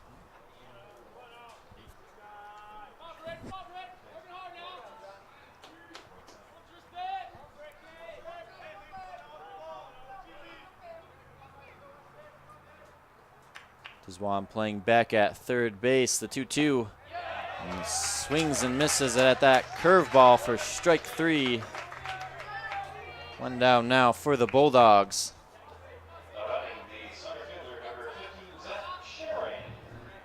Fifth strikeout of the day for Keene. We'll head back to the top of the Adrian College lineup. Excuse me, 6th strikeout of the day. Math is still not my friend, but nonetheless, Zach Schering, 1 for 3 so far today. Reached on an error, flew out to right field and singled his last time up. Has scored twice. He's right now in the hole, 0-1. Your math seemed to be correct on that one. Because I had it right in front of me. I didn't have to count or anything. That one rolled over to the Adrian dugout. Quickly down in the count now, 0-2.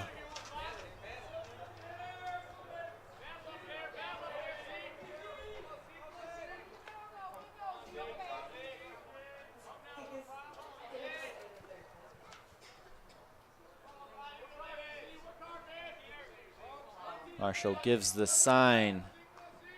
Payoff pitch from Jonathan Keene. Just misses outside. 1 ball, 2 strikes.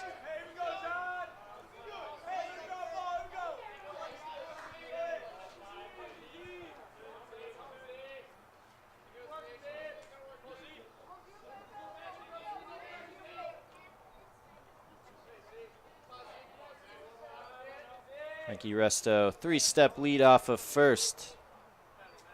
The 1-2. Right back up the box and into center field for a base hit. 1 out single for Zach Schering, and the Bulldogs now have men on first and second.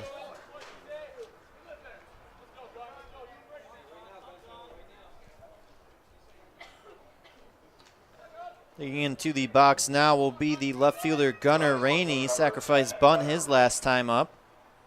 Also has been hit by a pitch and grounded out to the shortstop Padilla back in the 3rd inning.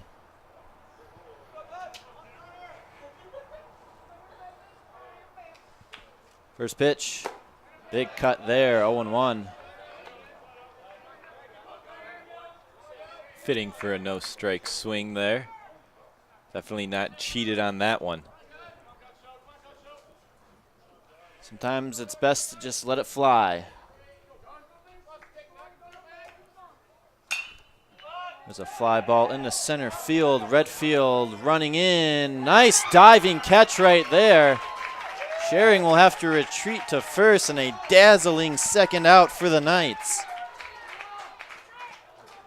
Hung up just long enough for Redfield to turn his burners on. And showing off his speed on that play. Somebody call ESPN, because that is a top 10 caliber catch right there. There's a couple defensive web gems by the Knights today. So with 2 outs, it's Brady Wood looking to add a couple insurance runs for the Bulldogs. And Keene again looking to escape this jam.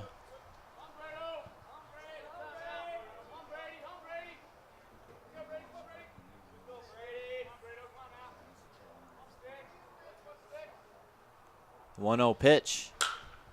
That one hit into the gap. Redfield and Pena converging. And that's going to fall in between them all the way to the track. Resto scores easily. Schering as well. And it is a 2-out, 2 RBI double for Brady Wood. 7-2 Adrian College. It's a ball middle that Wood does not miss. And it looked for a second like it was going to hang up for either Pena or Redfield to go and grab it, but able to fall in and roll all the way to the wall. Bulldogs robbed on one hit. They won't be robbed again, and they extend this lead to 5. Up now for the Dogs, it's the first baseman, Hunter Hayes. 1 for 3 so far today, 2 strikeouts, but doubled and scored his last time up. That was in the previous inning. Now watch a strike go by, 0-1.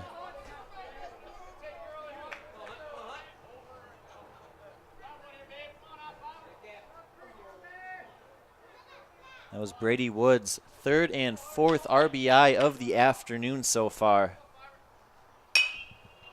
Hayes hits that one out into right field. Caparis giving chase. Diving attempt, but it gets past him. Hayes will head to second. Wood will score. And it is now 8-2 Adrian College. So back-to-back at-bats where Bulldog hitters just lucky in their placement. As both of them off the bat looked like they were going to hang up long enough for the Knights to corral them in, but both of them falling in and driving in a run. Another meeting visit, or excuse me, mound meeting visit by head coach John Reipel. A little bit of a lucky break right there for the Knights. For a second, once it hit the turf, I thought that was going to roll, but managed to stay in front of everybody, and Hayes held to a double. Yeah, Caparis able to get a glove on it and slow up the roll. But Keene now at 113 pitches on the afternoon. Coach Reipel will stay with them. So he puts a first pitch fastball in there for a strike to the third baseman, Dugan Darnell. Runner on second with 2 outs. Darnell will call time. 10 hits so far today for Adrian.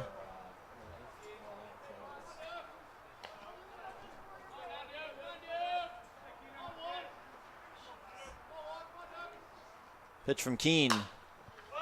That's a pop-up foul down the left side. Desjuan looks, but it will find its way out of play.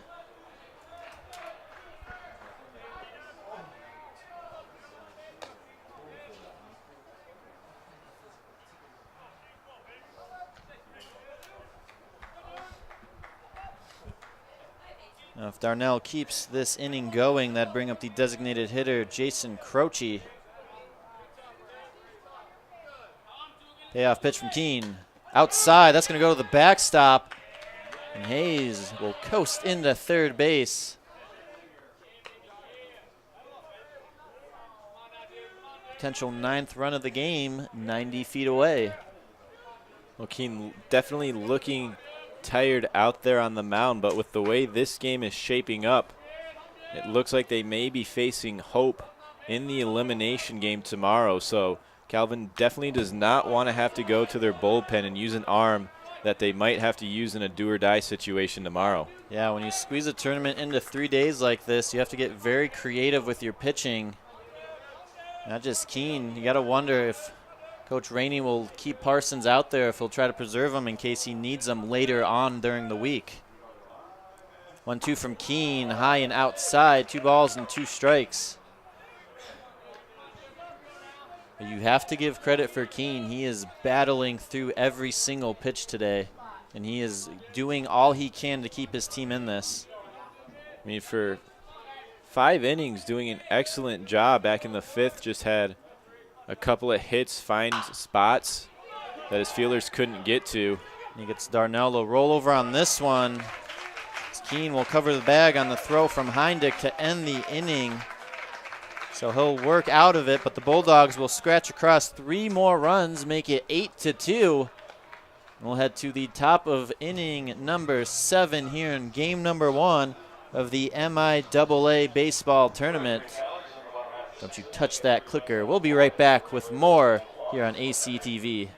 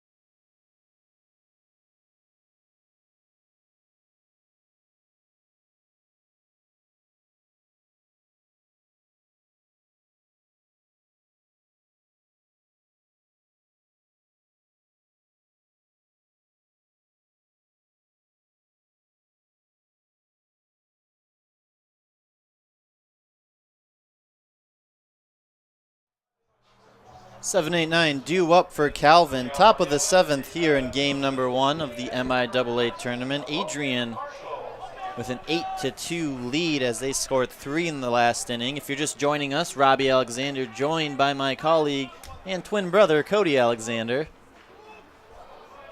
Happy to be here with you guys today. As the catcher Logan Marshall stepping in to lead things off. The first pitch fastball from Parsons finds the outer half for strike 1. Now, it's been a while since me and you have been in the booth. Actually, game 1 of Couch Day versus Albion. And for those of you who are wondering why the hiatus, well, the game after that, we had our band concert. The Trine Series, our sister graduated from Oakland University, 6 years in the making, so we were not going to miss that. The Hope Series, when that got flip-flopped, we already had a previous engagement for a friend's wedding that Friday, so we were unable to make that series, which was very disappointing because we were very much looking forward to calling the Hope Senior Day, or the Adrian College Senior Day against Hope. And then Monday, we had full intention of coming down to call Baldwin Wallace as a chair tossed by Parsons to start the inning. Make it 1 down for the Knights. But we both, you caught it Saturday night. You caught it Friday night going into Saturday. I caught it Saturday night going into Sunday. We caught that nasty stomach bug that's been going around. You caught it a lot worse than I did. I was able to recuperate in a couple days, but Cody, you're still feeling it a little bit. I am still feeling it a little. As you can see, you can't get the words out. We'll blame that on the sickness. So happy to be with you all again for this 2018 MIAA tournament. We have a pinch hitter now for Boyce. That's number 21, Jeremy Clark. Clark will take a first pitch strike from Parsons. But yeah, as you were saying, Robbie, we got the flu, and to all the viewers out there, make sure you wash your hands because it is not something that you want to experience. And seems like it's everywhere. I know that the Tigers this weekend had a lot of guys down with the flu. Don't know if it was the same thing, but back home, it's hitting hard, and it's not fun. Well, it was going around here at Adrian College about a week before graduation, like those couple of weeks leading up to finals. It's just been a nasty flu season, and fair warning, if you do catch it, you will become well acquainted with your good friend Ralph. 1 ball, 2 strikes. And Clark will manage to get a piece of it. Parsons pounces off the mound but can't handle it. And it is going to be an infield single for Jeremy Clark here with 1 out.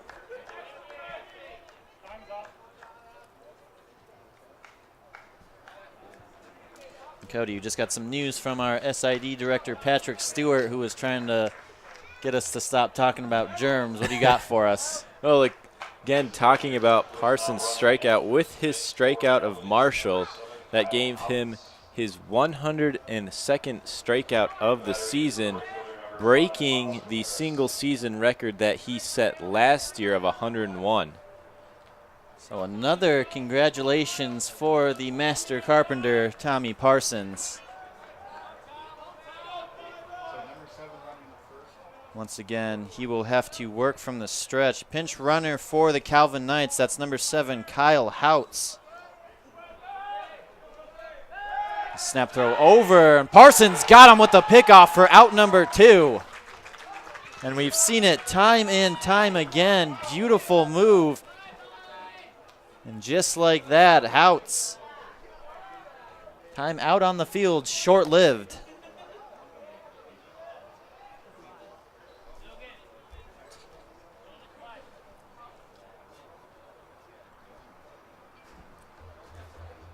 Coach John Reipel having a quick discussion with the first base umpire, Dan Medina. Well, it's never good to get picked off of first base, but it's even worse when that's when you're brought in to run the bases. So tough break again for the Knights. 2 down now. Right fielder Miles Couperis up to bat. He's 0 for 2 so far in the afternoon. 2 pop-outs, both to the shortstop, Jordan Torrento. 1-0 pitch from Tommy Parsons.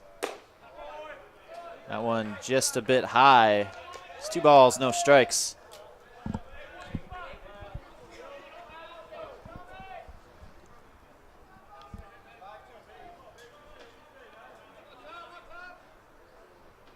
The 2-0. That one fouled back towards 223. 2 balls and 1 strike.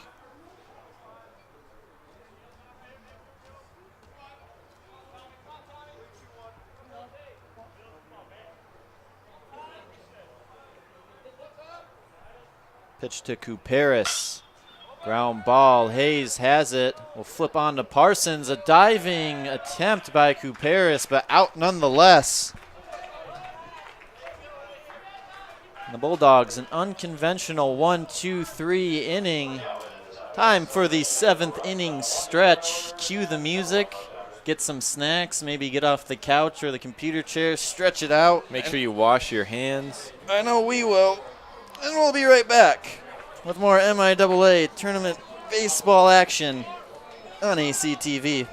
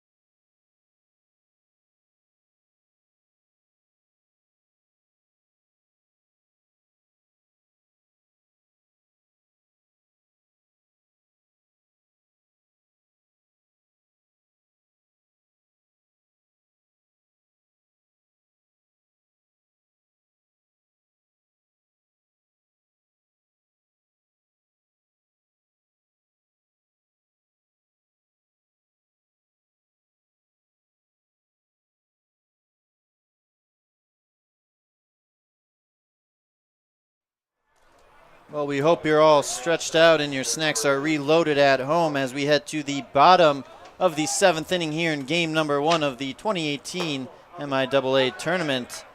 8-2 Adrian College lead is designated hitter Jason Croce. Takes a first pitch strike from new pitcher. It's number 44, Mark Primus. So now at second base, it is Joey Lapidi. Croce hits that one into left center field. Diving attempt. And not just an attempt, but a catch by Redfield. Second web gem of the day. And seriously, somebody call MLB Network or something, because unbelievable out there. Can cover a lot of ground. That one I thought was going to get down, and the last second comes out of nowhere and finds itself in Redfield's glove. It's a little bit of a gift for the catcher, Mark Primus. I'll throw that one outside and low. 1 ball, 1 strike. Clouds starting to roll in. I know weather is expected tonight. Should hold off until the end of the ball game.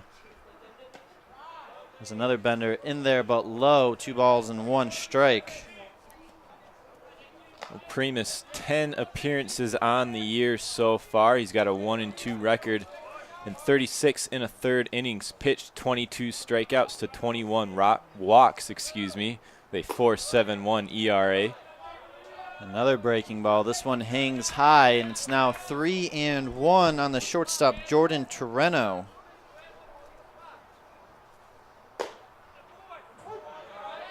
One finds the strike zone. Count runs full. 3-2.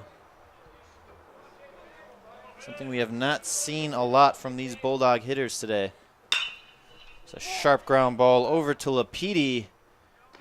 He'll convert his first attempt of the afternoon. 2 quick outs for the Knights. So up now is the catcher, Frankie Resto. 1 for 3 so far today. Singled his last time up and would later come around to score. First pitch from Primus. In there for strike 1.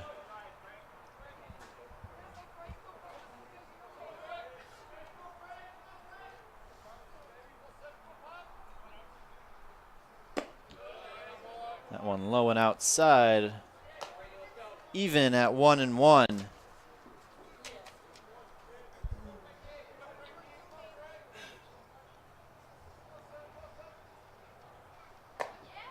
Another bender. This one finds the strike zone at the top. It's 1 ball and 2 strikes. Frankie thought that was in a little bit, but we'll drop his argument quickly. Payoff pitch from Primus outside, and that one will bounce all the way to the backstop. Well, should Resto keep this inning alive, that would bring up the right fielder Tristan Richardson, who's still looking for his first hit of the tournament. Another line drive, this one into right field, and that's going to fall in front of Couperis. Second hit in a row for Frankie, and he's aboard with a 2-out single. This little piece of 2-out hitting there by Resto, not trying to do too much, just takes that outside pitch and serves it up the other way. So digging into the left-hander's batter's box now is the right fielder Tristan Richardson. 0 for 3 today, 2 strikeouts and a pop out to the shortstop Padilla.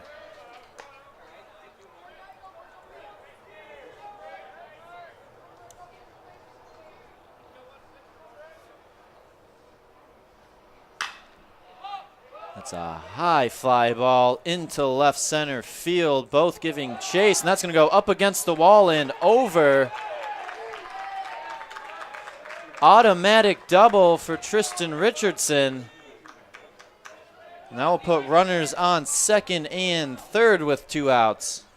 Well, as we said, that wind blowing out to left field.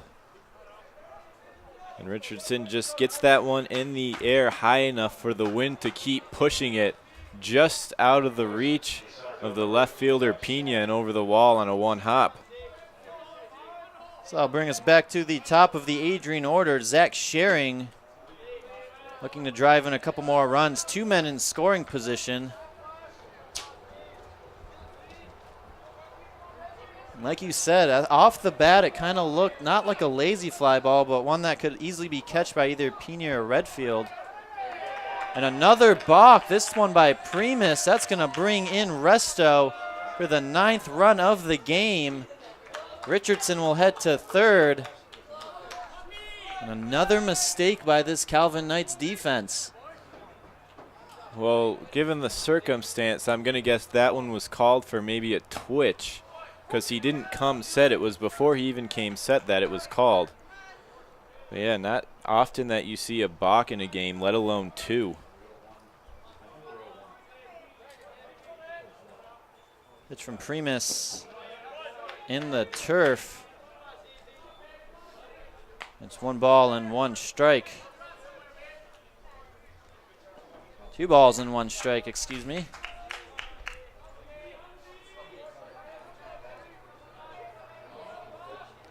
Pitch to Schering, swings at that outside fastball. It's all knotted up now. 2 balls and 2 strikes.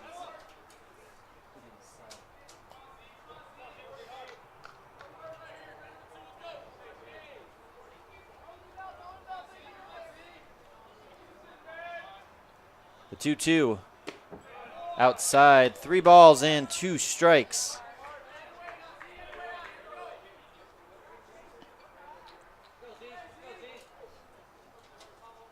Schering 2 for 2 in his last 2 at-bats with singles and run scores, looking for a third one, but instead it'll be a routine ground out to Padilla for out number 3. And not before the Bulldogs scratch across another run. 9-2 here in game number 1. We'll be back with more MIAA tournament action when we come back in the top of the 8th here on ACTV.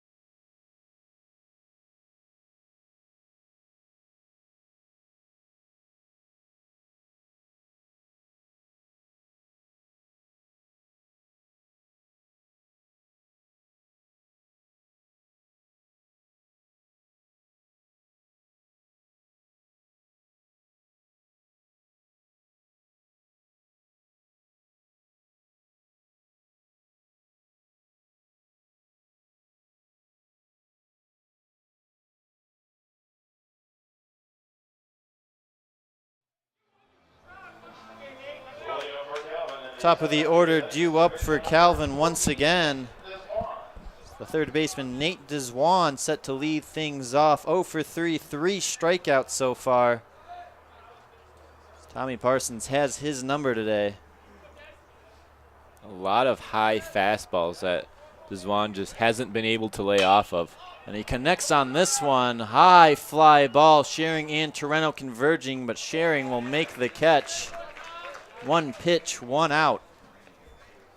Just another high fastball, like we were saying, able to get a piece of that one, but not able to get on top of it.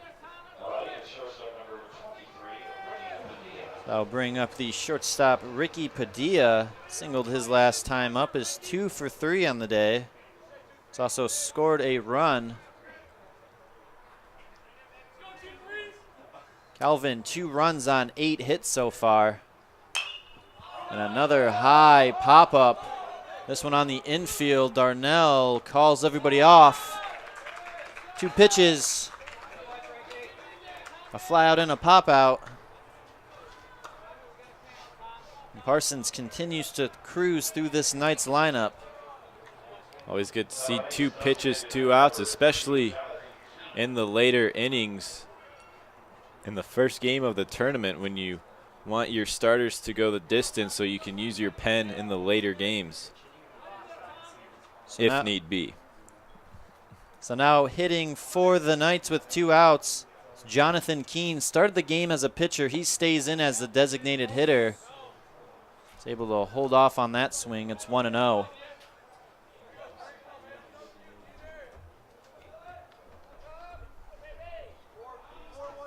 Keene is 1 for 3 so far today. So we had talk with SID director Patrick Stewart. That first inning hit was actually a double, not an error by Rainey, because it was a tough play. And a tough play there by Brady Wood, but able to haul it in that Bermuda Triangle. And Parsons gets through the inning on 4 pitches. We'll head to the bottom of the 8th. 9-2, Adrian College. We'll be back with more MIAA tournament baseball near home for Adrian College Athletics. This is ACTV.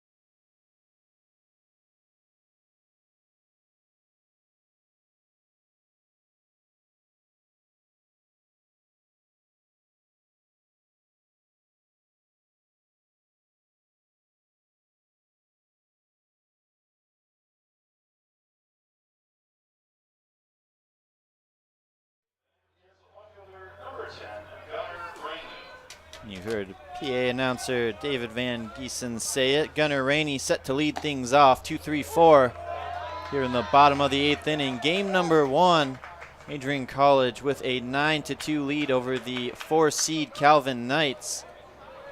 A couple of defensive switches for the Knights. At second base now is number 6, Sam Schellenberg. And up in the count, 0-2 is the new pitcher, number 8, Ryan Stewart.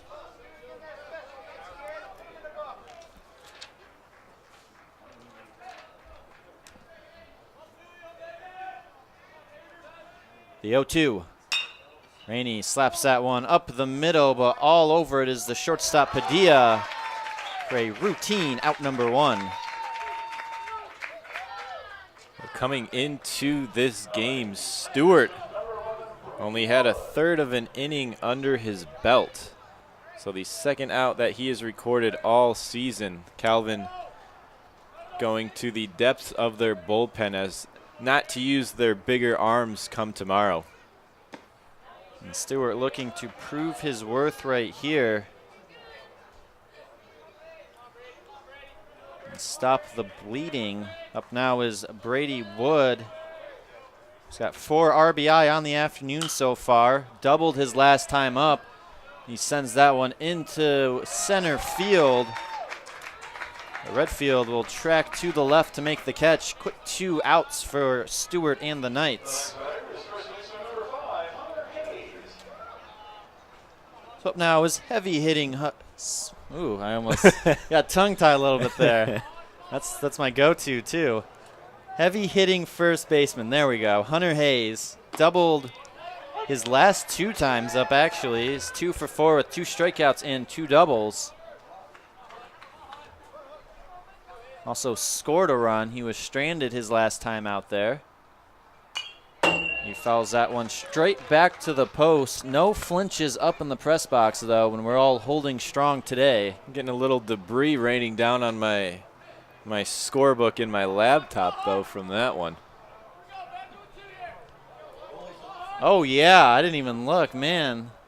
Got a snack for later. A little dirt right there on the old HP laptop. The breaking ball is outside and in the turf. 1 ball and 2 strikes. So you can hear Cody blowing that off onto my laptop. Thank you very much for that, sir. Well, yours is just the media house laptop. It's nothing personal. Yeah, tell that to Darian and Chris Momini. That one up and in. 2 balls and 2 strikes.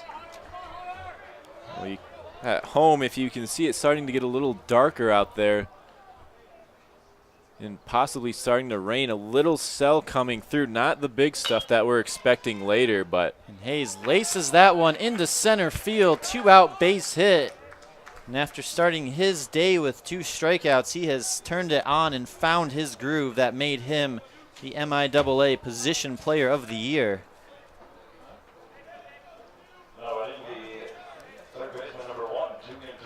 So third baseman Dugan Darnell looking to keep this inning alive. Can never have too many runs. So he watches one outside, 1 ball and no strikes. Now you gotta wonder, how old is this dirt that rained on us? Because this is an all-turf field. So we might have just stumbled upon something ancient. And a big cut there by Darnell. Count 1-1. It's everywhere. It's on the switcher. I think it's on our notes. I know they either turfed the field. I think it was either 2011 or 2012, but oh, this wasn't originally a turf field. No, it was not. Oh, I thought this was always a turf field. No, it was originally a dirt field. They turfed it 2 or 3 years after it was constructed. Yeah, we might need to find a jar and. Local historian up here, always learning something new about the Nick. One of the most beautiful facilities in Division III. Of course, I'm a little biased, but at the same time, I don't think I am, as Darnell chases the high cheddar for strike 3. And Stewart getting a round of applause from his teammates. We head to the top of the 9th inning. Last call for the Knights as they trail by 7, 9-2. And we'll see how this game number 1 pans out. Keep it tuned right here to ACTV.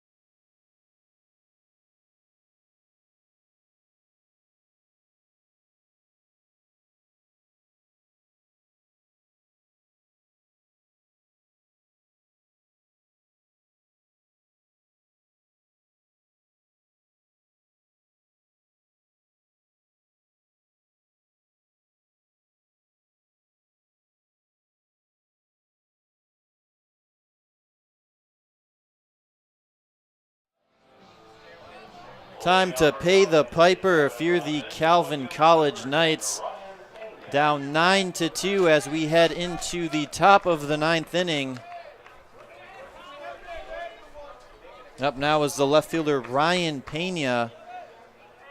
So they look for a last-ditch chance to go on to the winner's bracket. That one fouled straight back into the parking lot. I didn't hear a smash or car alarm, so I think we're safe for now. Which is good because I parked back there today. Oh, you didn't park by the softball field? No, I didn't. I'm just learning all sorts of things from you today. Curveball bounces in the turf. 1 ball and 1 strike to the left fielder, Ryan Pena. Tommy Parsons looking for a complete game right here, as he has done so often in his Adrian College career. That one shot to the right side over by the back 40.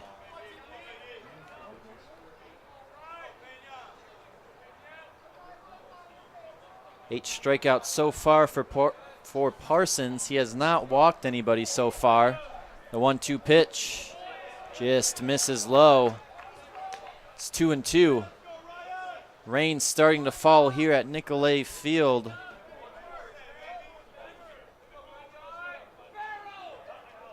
And as we said, and as you said previously, weather moving in for the night. We'll see if we can finish this one off. Full count now on Pena. It's 3-2. Yeah, this one not the heavy stuff that we're expecting later in the night. Another small, somewhat isolated cell, but it'd be good to finish it off now before we had to wait and maybe push back the end of the game and then have to wait on that heavy stuff and try to race that out. Well, Ryan Pena trying to do just that as he puts up a battle against Parsons. Still 3-2 after fouling that one off.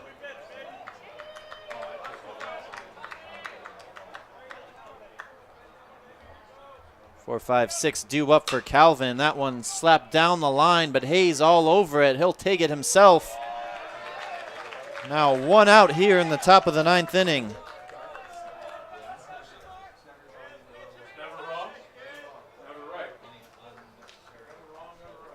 So up now is first baseman Quinn Heindick. 2 for 3 so far today, 2 singles. Also grounded into that unconventional double play his first time up. But both singles has left him stranded on base. A big cut there as Parsons blows that fastball by him. It's 0-1.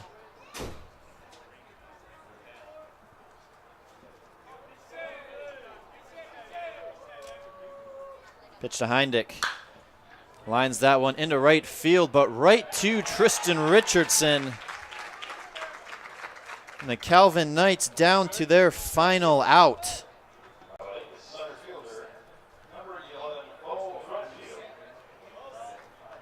It's going to bring up center fielder Bo Redfield with the last chance effort.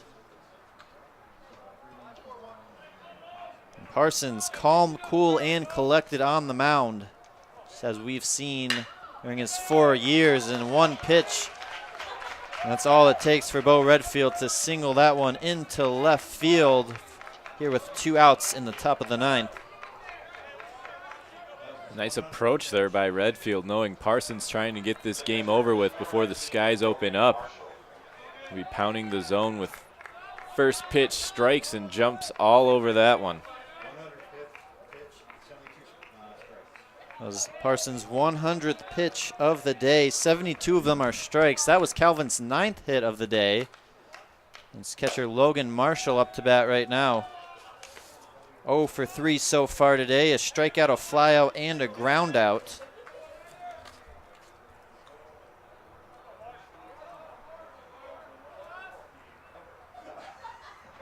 The 1-0 pitch from Parsons. Hits that one into right center. Richardson runs in and makes the final catch. Parsons goes the distance, and Adrian College takes game number 1 here in the MIAA tournament. 9-2 win for Adrian College. And Cody, what did you see here to start the tournament? I saw some first inning jitters that quickly dissolved on both ends. Keene going 5 strong innings before running into some trouble in the 6th. And again, Tommy Parsons doing what he does best, gave up 2 quick runs in the first inning, but then shuts them out for the next 8. No walks, which is what we are accustomed to seeing, 8 strikeouts. And the Adrian hitters were able to string together some nice at-bats here and there and put up a 9 spot. With that win, Adrian will now face Alma in the winner's bracket. That game will be here at Nicolay Field at 11 tomorrow morning. Calvin will go on to face Hope in the loser's bracket. Game number 4, that will be at 2 o'clock. Whoever wins that game will move on.